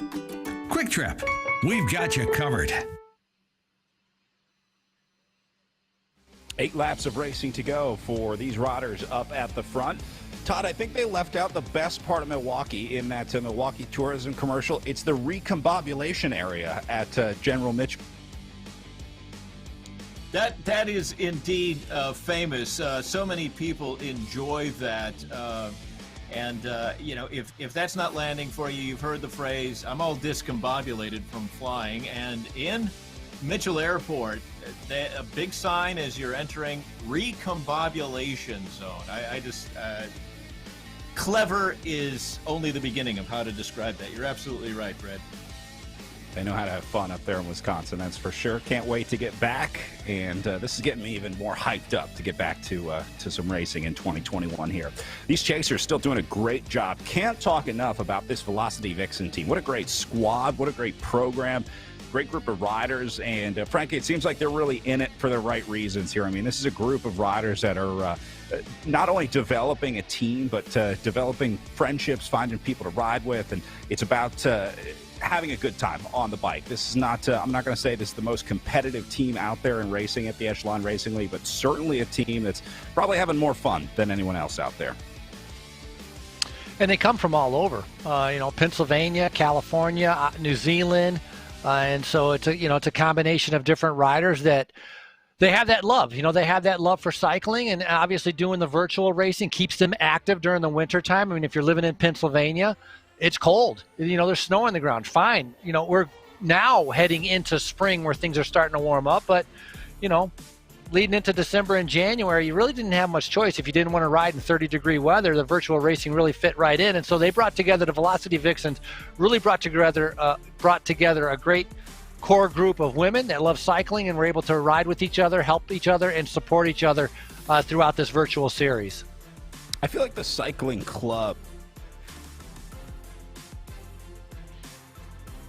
as I say, the cycling club has kind of had a rough few years lately. It used to be so important, the club that you were in, Todd. I mean, you knew everybody in your riding club. I know for you it was ABD, Athletes by Design. You get this big group of riders together, but maybe just a mix of competition. There's more and more teams out there, more and more opportunities to ride. We just don't see as many of those big clubs and big communities forming, but we're starting to see it in virtual racing. I know Canyon Esports has been doing it with their amateur racing team. They've got tons of people racing around the world for them.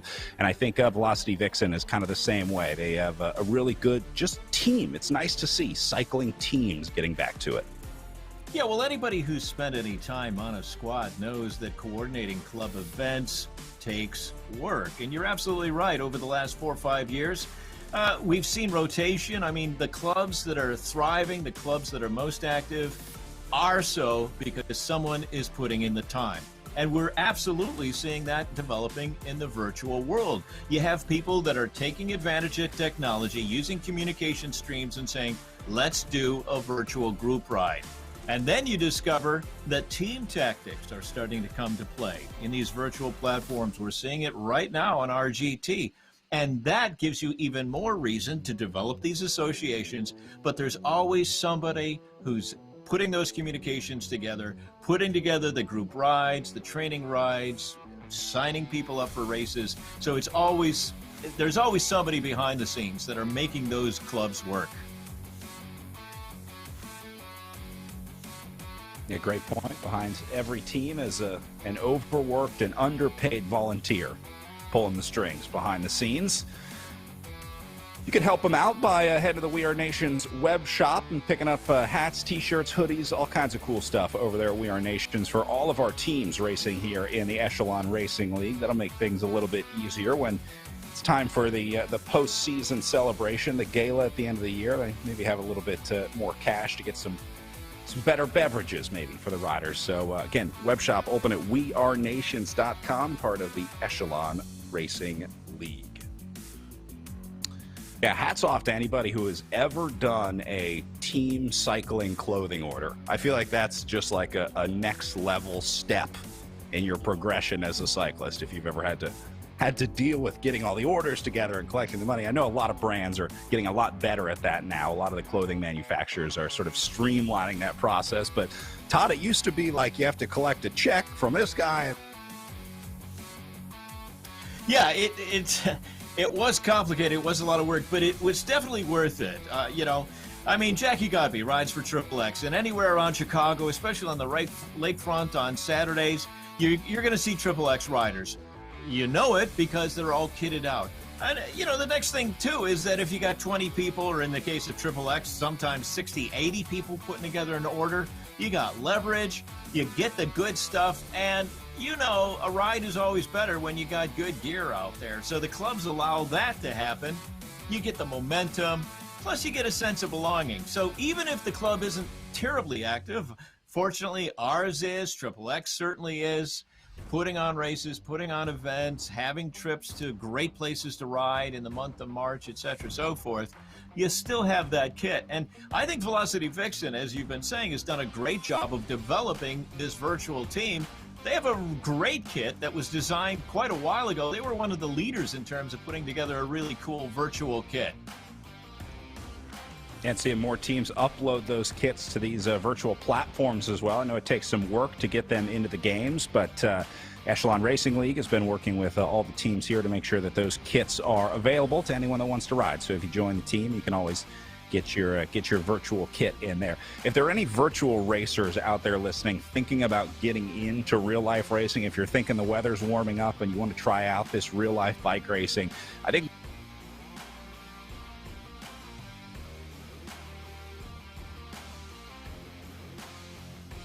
I was going to say my best advice is to find a club, find a good team that you can ride with, that you can learn from out there, because that's the best way to do it.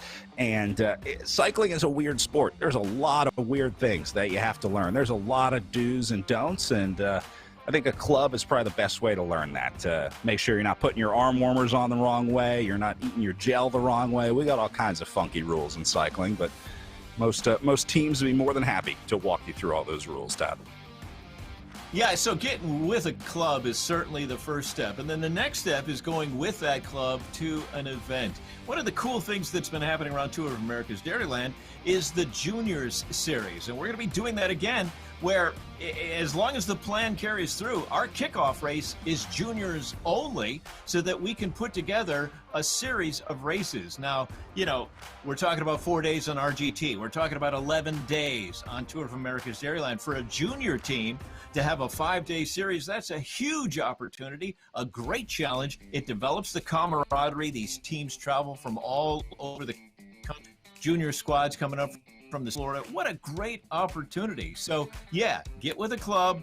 They'll help you make sure your arm warmers aren't on backwards, and the bib is the right side out.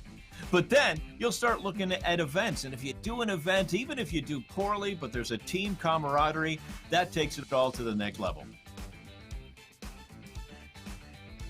All right, well, we are getting down to it here in our Janesville Town Square Grand Prix at 5 laps to go. You see our leaders and chasers up at the top, and then really the 4 power players at the bottom of your screen there. These are the guys that, or the riders, I should say, that have really proved themselves to be the dominant forces in the Echelon Racing League. So these are the 4 that we're keeping our eye on. Christy Tracy up in the top left, Chris Double-Hickok in the top right, series leader Jackie Godby in the bottom left, and then Stephanie Sidley. Yeah, the only 2 riders. Stuff. We've got this group of 6 coming in, Frankie, and it's really anybody's race at this point. We're just coming up on 6K to go. Frankie, Give me the word. What do you see happening here? Is Godby going to go early and long? Is Sidlick going to jump at the line? What are you seeing?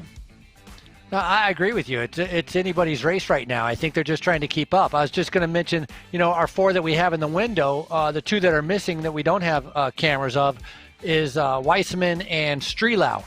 But Godby is comfortable waiting for a sprint. She has no problem with that. Christy Tracy, not as comfortable, I believe, waiting for the sprint. And same with Sidlick. Sidlick is a very lightweight rider. Crystal Doble Hickok, a very lightweight rider. They might be trying to be able to get away, but the speed is going to start picking up. I mean, we're going 48 kilometers per hour. We're going almost 50 kilometers per hour. That's 30 miles per hour. How do you get away when you're going that fast? Plus, gradual uphill and downhills, putting out power, when you're in the red up 400 watts, becomes difficult. So I think a lot of it is going to be a little bit of maybe somebody can jump 800 meters, maybe take a little bit of a flyer to be able to catch somebody by surprise. Otherwise, it really is about timing that field sprint. And so we got to wait for another 5 laps to see how that's going to play out. Yeah, if only it were so easy to just get the timing right. But it's different every time, different every sprint, and different every course, I guess, is the other part that you have to deal with here. And it's different if you're on the front.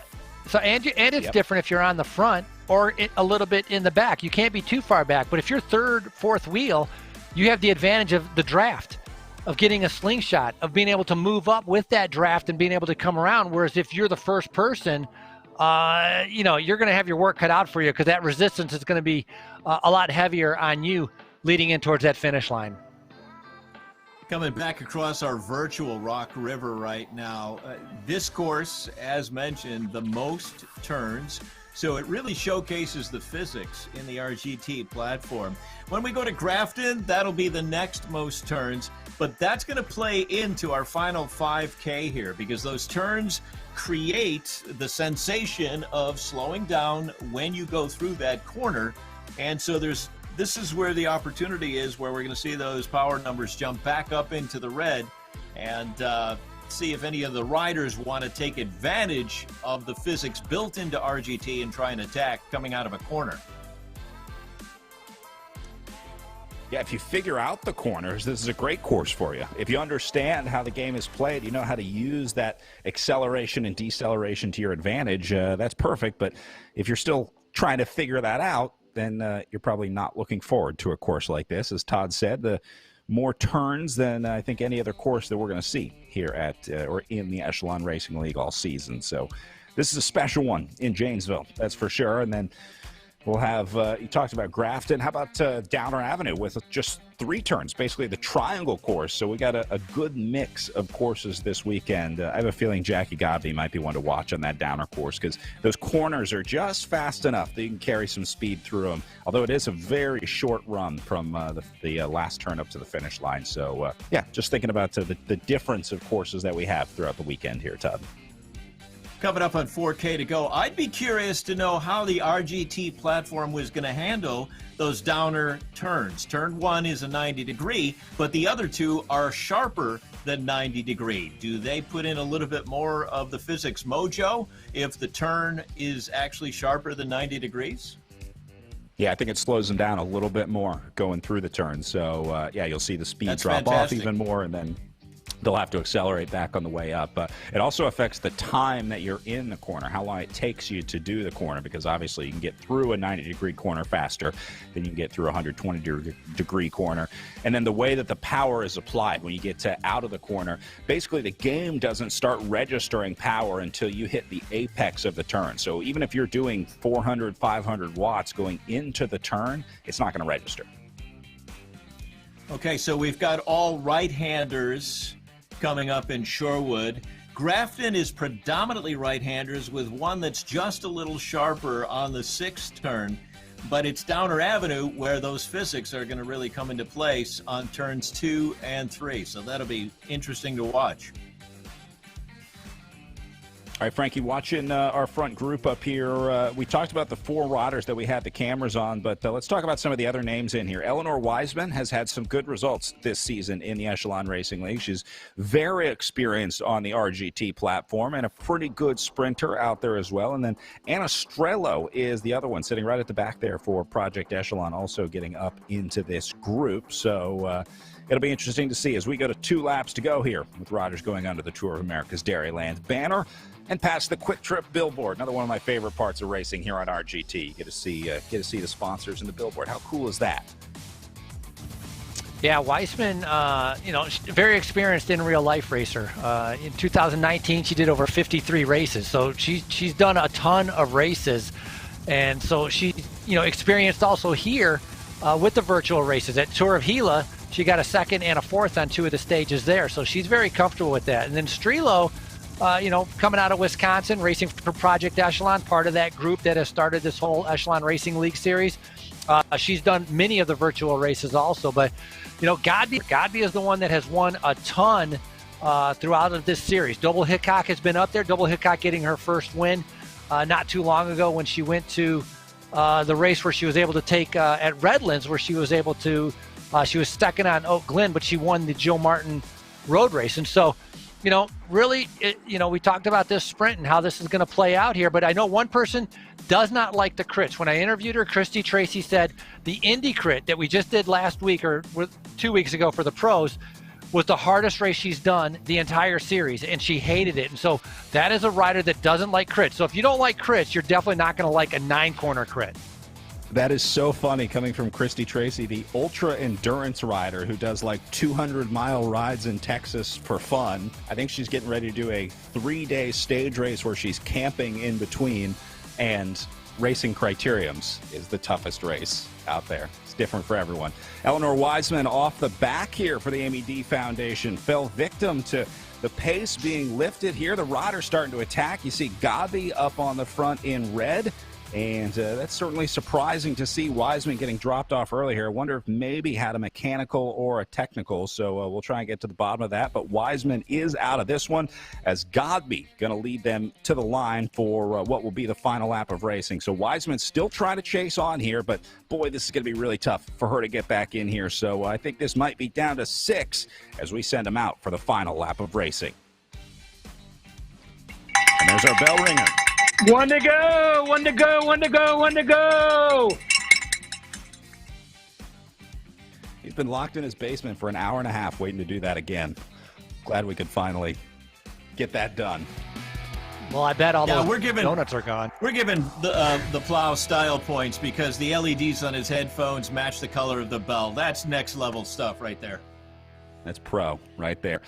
All right, so down to the last lap of racing, 6 riders in here. They dropped Eleanor Wiseman out of the group, and now it's just a matter of figuring out this last about 0.7 miles of racing right now, 0.6, because this is ticking away. Look at Wiseman on the right side of the screen, back. Almost back in here. She's about to make it back into the group. That's unbelievable. Wiseman coming back to the group. What an effort to be able to do that. Pretty impressive right there. So I thought it was good because we were an hour and 20 minutes into the race and perhaps the legs gave out. But obviously, I am sorely mistaken. But right now, the rest of the riders trying to set up for the sprint. Pay attention to those numbers. We are going to see red numbers. Also pay attention to the riders when they get out of the saddle to watch the sprint. Should be a fantastic view on our 4 screen at the bottom.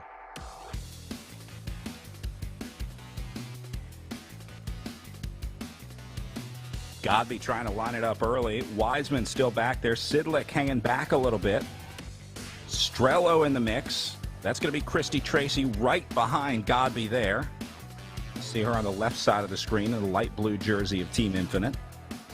Look at this, 400 meters. So coming down into the final 300 meters. Right at about 200 meters is when they're going to want to try to launch the sprint. Again, if you're starting on the front, you're going to have that, no drafting. You're not going to get that slingshot effect.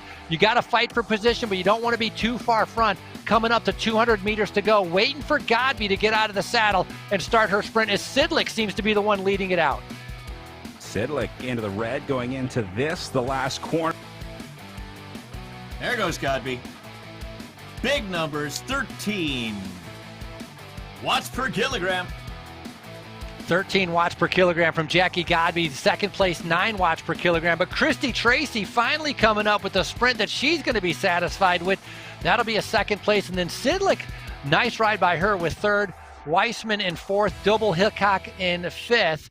And then Strelau in sixth. Waiting for some of the other riders. But no surprise there, really, Brad. I mean, Jackie Godby with the power. 13 watts per kilogram. There's not many women in the entire world that can do that kind of power output in it at the end. No, that was insane. And Jackie Godby is a next-level rider. I mean, the numbers that Jackie Godby is putting up, and remember, these are verified. These are legit numbers. They go through the power testing process. They go through the trainer verification process, the calibration process. She's submitting multiple power files each week, both on Zwift and on RGT. So this is not like when you're racing on Zwift and you're like, man, everyone in here is really, really good. It's like surprisingly good. Jackie Godby is the real deal. Cannot wait to see what she does in the next couple of years. And I hope that there's more bike racing for her without the running and swimming involved, Todd. Yeah, I'm going to give most combative, though, to Weissman. Dropped there for whatever reason, fought back, and is fourth in the race. That's a very impressive performance. She had a power outage, or I mean, because you could see on her data when they showed it, it dropped and it was like zero for a little bit, and then it came back. So definitely a technical issue for Weissman, and I agree with you, Todd. An incredible effort to be able to come back. Now we have our other riders. We talked about McGregor, who's going to be able to come in for that 7th place, and then I think these other Velocity Vixen, they're going to sprint it out. I mean, you might as well practice the sprint, practice timing it out. As obviously they're a couple laps down, they still have about 3 more laps to go at least until they're going to be coming across the line. All right, so these riders with about 4K to go, we're going to keep an eye on them. We'll keep them on the screen. Take one more short break. We're going to talk with our women's winner, Jackie Godby, take a look at our top 10, and watch these riders sprint it out right after this.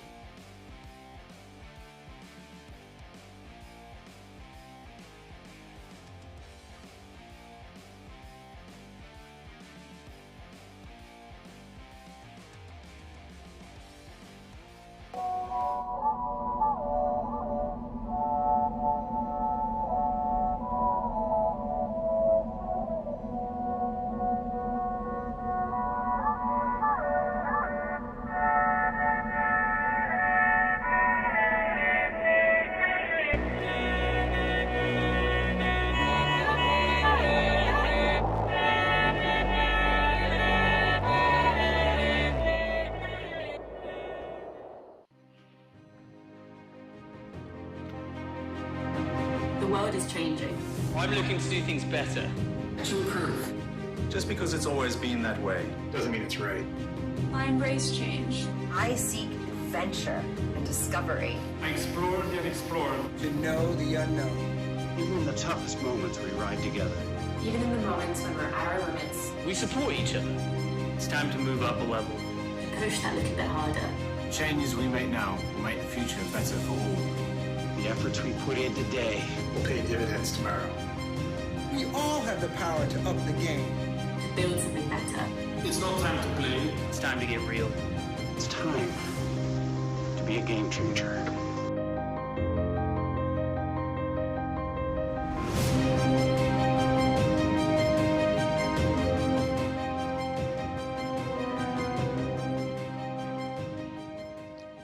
As an athlete, getting marginally better is one thing. Getting exponentially better puts you in a whole new ballgame. Biomoto uses a proprietary digital process to capture movement at 200 frames per second and 70 sensors per foot to measure ground-based forces, resulting in advanced motion analysis that's up to 10 times more accurate than orthotics. It's the data generated by this process that allows Biomoto to construct custom insoles that make athletes faster, stronger, and more stable, and result in an unprecedented 95% success rate.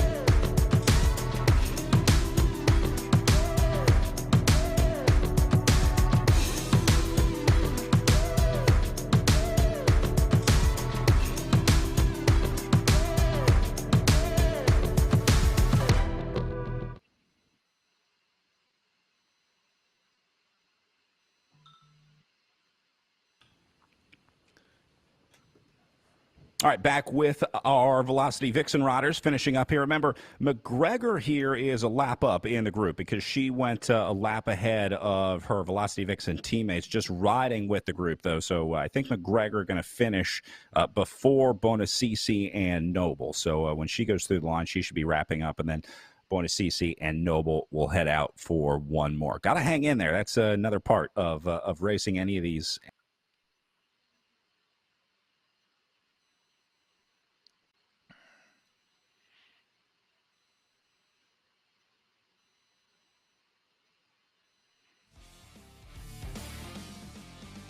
Well, when you're racing, even if you're off the front or off the back, I mean, obviously it all builds on that foundation of winter training and, kind of preparing yourself and getting better. Brad, I want to mention really quick, if you remember, if you talk to Godby, very curious about that towel rag around her seat stay. We had talked about that before, kind of why she has that there, if it's just for sweat or if it's for some other reason. So let's see if we can figure out. Let's go to our Zoom room and grab a word with our women's race winner, Jackie Godby. Jackie, congratulations on another win. Frankie was asking about your bike. We saw is it towel or paper or something? Is that protecting the brakes? Yeah. So we've actually got old towels and a sock on there as well. The sock is actually protecting the frame. As you see, it's kind of at like the sweet spot for sweat right over the lovely Argon 18 label. And then you're right, we absolutely have towels protecting the front and rear brakes. John actually completely rusted out his back brakes before we learned this trick. And so now it's not a pretty solution, but it saves us a lot of money. I like it. Hey, have John send me an invoice for a camera operator. That was awesome being able to see that. Thank you so much, John. Jackie, while we're talking about John, you're at a very interesting point of your life right now, riding at the top of your game in virtual racing. You've got your residency finishing up. It sounds like you're going to have your match coming up here and a wedding on the horizon. What a year for Jackie Godby. Very busy spring, but, we've been working hard at all of this for 9 years now, med school, grad school. I've been dating John for over 8 years. So, it was really an exciting time. And I'm so happy that, it all comes to this, that I get a happy celebration and, that the vaccine's coming out and I'm actually going to be able to spend a lot of time with my parents. I'm going to be able to celebrate with my closest friends and family. So it really feels like it's all coming together. It's going to be a great spring. Maybe a little break from training somewhere in there. You have been going hard in the virtual racing world over the last, let's say 6 months. What's the transition look like for you looking ahead? I mean, is there more virtual racing in your future when we're back to real life events? Is it a hybrid model for you in the next few years? What do you think? I think so. And, I think that's something we're actually going to figure out in this next week when I find out where I'm going to go for my residency. I think where I spend the next 5 years is going to have a big impact on the sort of racing I do, whether I have year-round beautiful weather or whether I'm going to be spending 6 months cooped up in my apartment because it's negative 20 outside. But, I really have enjoyed virtual racing. I think the flexibility works really, really well with a demanding schedule. So, even when I do transition back to whether it be outdoor road racing or outdoor triathlons, I think it's something I'm going to keep in my portfolio just because it is fun, it is convenient. You can come in, you can jump on that bike and get your racing fix in an hour. It's great. And Jackie, last question. We talked a lot today about your team, the Triple X Racing Athletico squad, your coach, Chris Naven, a big part of your success there as well. Tell me about how you got involved with Triple X and what role that's played in your training and riding, because I just love this team. I love the squad. I love what you guys are all about. Yeah. And don't forget the logo. We have honestly the best logo out there. Just gonna say that. So I met Chris through triathlon. He headed up in the indoor triathlon training center in Chicago, and I got hooked up with him when I was really just kind of starting to figure out that I loved triathlon and I wanted to do it well. And he had an indoor CompuTrainer studio, so we did a lot of erg bike racing. And he was very, very focused on power, on metabolic efficiency, you know, training at the level that's going to get you better, race-specific training. You know, if you're going to be doing an Ironman, you don't need to do 15-second max power sprints. And so, you know, a lot of when I talk about, you know, I need to fuel for this race, I'm thinking about these 1-minute hills. That's a lot of the training he taught me, you know, going into this zone-specific training, thinking about the nutrition, the hydration I need for a race. And then when COVID came around and shut down the triathlon center, you know, it was Chris that really pushed me towards this indoor racing, saying, hey, you know, get your racing fix, keep cycling, keep your fitness up, you know, pointed me towards a lot of these races. He was actually the one that pointed me towards the Team USA qualifiers back in November. He got me started with Echelon Racing League, and got me linked in with Triple X. So, you know, I really credit him not only with giving me this wide knowledge base about the physiology of cycling, but just continuing to keep me excited and continuing to giving me these great opportunities to pursue it with a team. Very cool. Well, thank you, Chris, because it sounds like we might not have seen the Jackie Godby show if it weren't for Chris. So, Jackie, congratulations, and I look forward to watching you race the rest of this weekend. Thank you so much. I look forward to seeing you tomorrow. Pretty amazing how one team, one coach, one good influence on your cycling career can have such a big impact. And Jackie Godby making it to the world's team, and, well, she's got some more results ahead of her. So here's where things ended up today. Jackie Godby, just over an hour and 20 minutes in the saddle, taking the win ahead of Christy Tracy in second, Stephanie Sidlick in third, Eleanor Wiseman in fourth, Krista Doble-Hickok in fifth place. And then you see the rest of that front group, Anna Strello in sixth, Bronwyn McGregor held on for seventh, and then the Velocity Vixen trio with Angie Bonacici, Holly Larson, and Cheyenne Noble in eighth, ninth, and 10th. But Todd, from a riding perspective, I'm looking at the watts per kilogram over in the right column. Jackie Godby averaging just over 4 watts per kilogram. But yeah, when you're averaging those kind of numbers, that's notable. That's really something. So, you know, and if recreational riders don't really get the sense of what those numbers mean, just trust me, that's some very good performance. That's really good performance, and that is Jackie Godby. And so it's going to be exciting to see the next 3 days of racing. Frankie, final thoughts from you on the day, your most impressive ride. Well, Jackie Godby with that sprint, she has all that power, and Todd just mentioned it. I mean, 4 watts per kilogram, it's remarkable. Krista Doble-Hickok, she's going to miss out racing tomorrow, and she's second in the overall series. So all those riders that finished in front of her today, they gained points on her today, and obviously they're going to gain points on her tomorrow. Doble-Hickok's not sure with her training camp. She's going to try to come back to be able to ride with us on Saturday and Sunday, but we could have a reshuffling. But, you know, I look for someone to take a chance, gamble, and try to dethrone Jackie Godby and not let her win one of the next races. All right, racing continues tomorrow as we head to the Giro de Grafton stage of the virtual Tour of America's Dairyland. We got a 6 p.m. Eastern start time for that tomorrow. So for Todd Bastide and Frankie Andreu, my name is Brad Soner, saying thanks for being here for the Tour of America's Dairyland, and we'll see you tomorrow. Oh, you got the chocolate milk. Well done. Well done.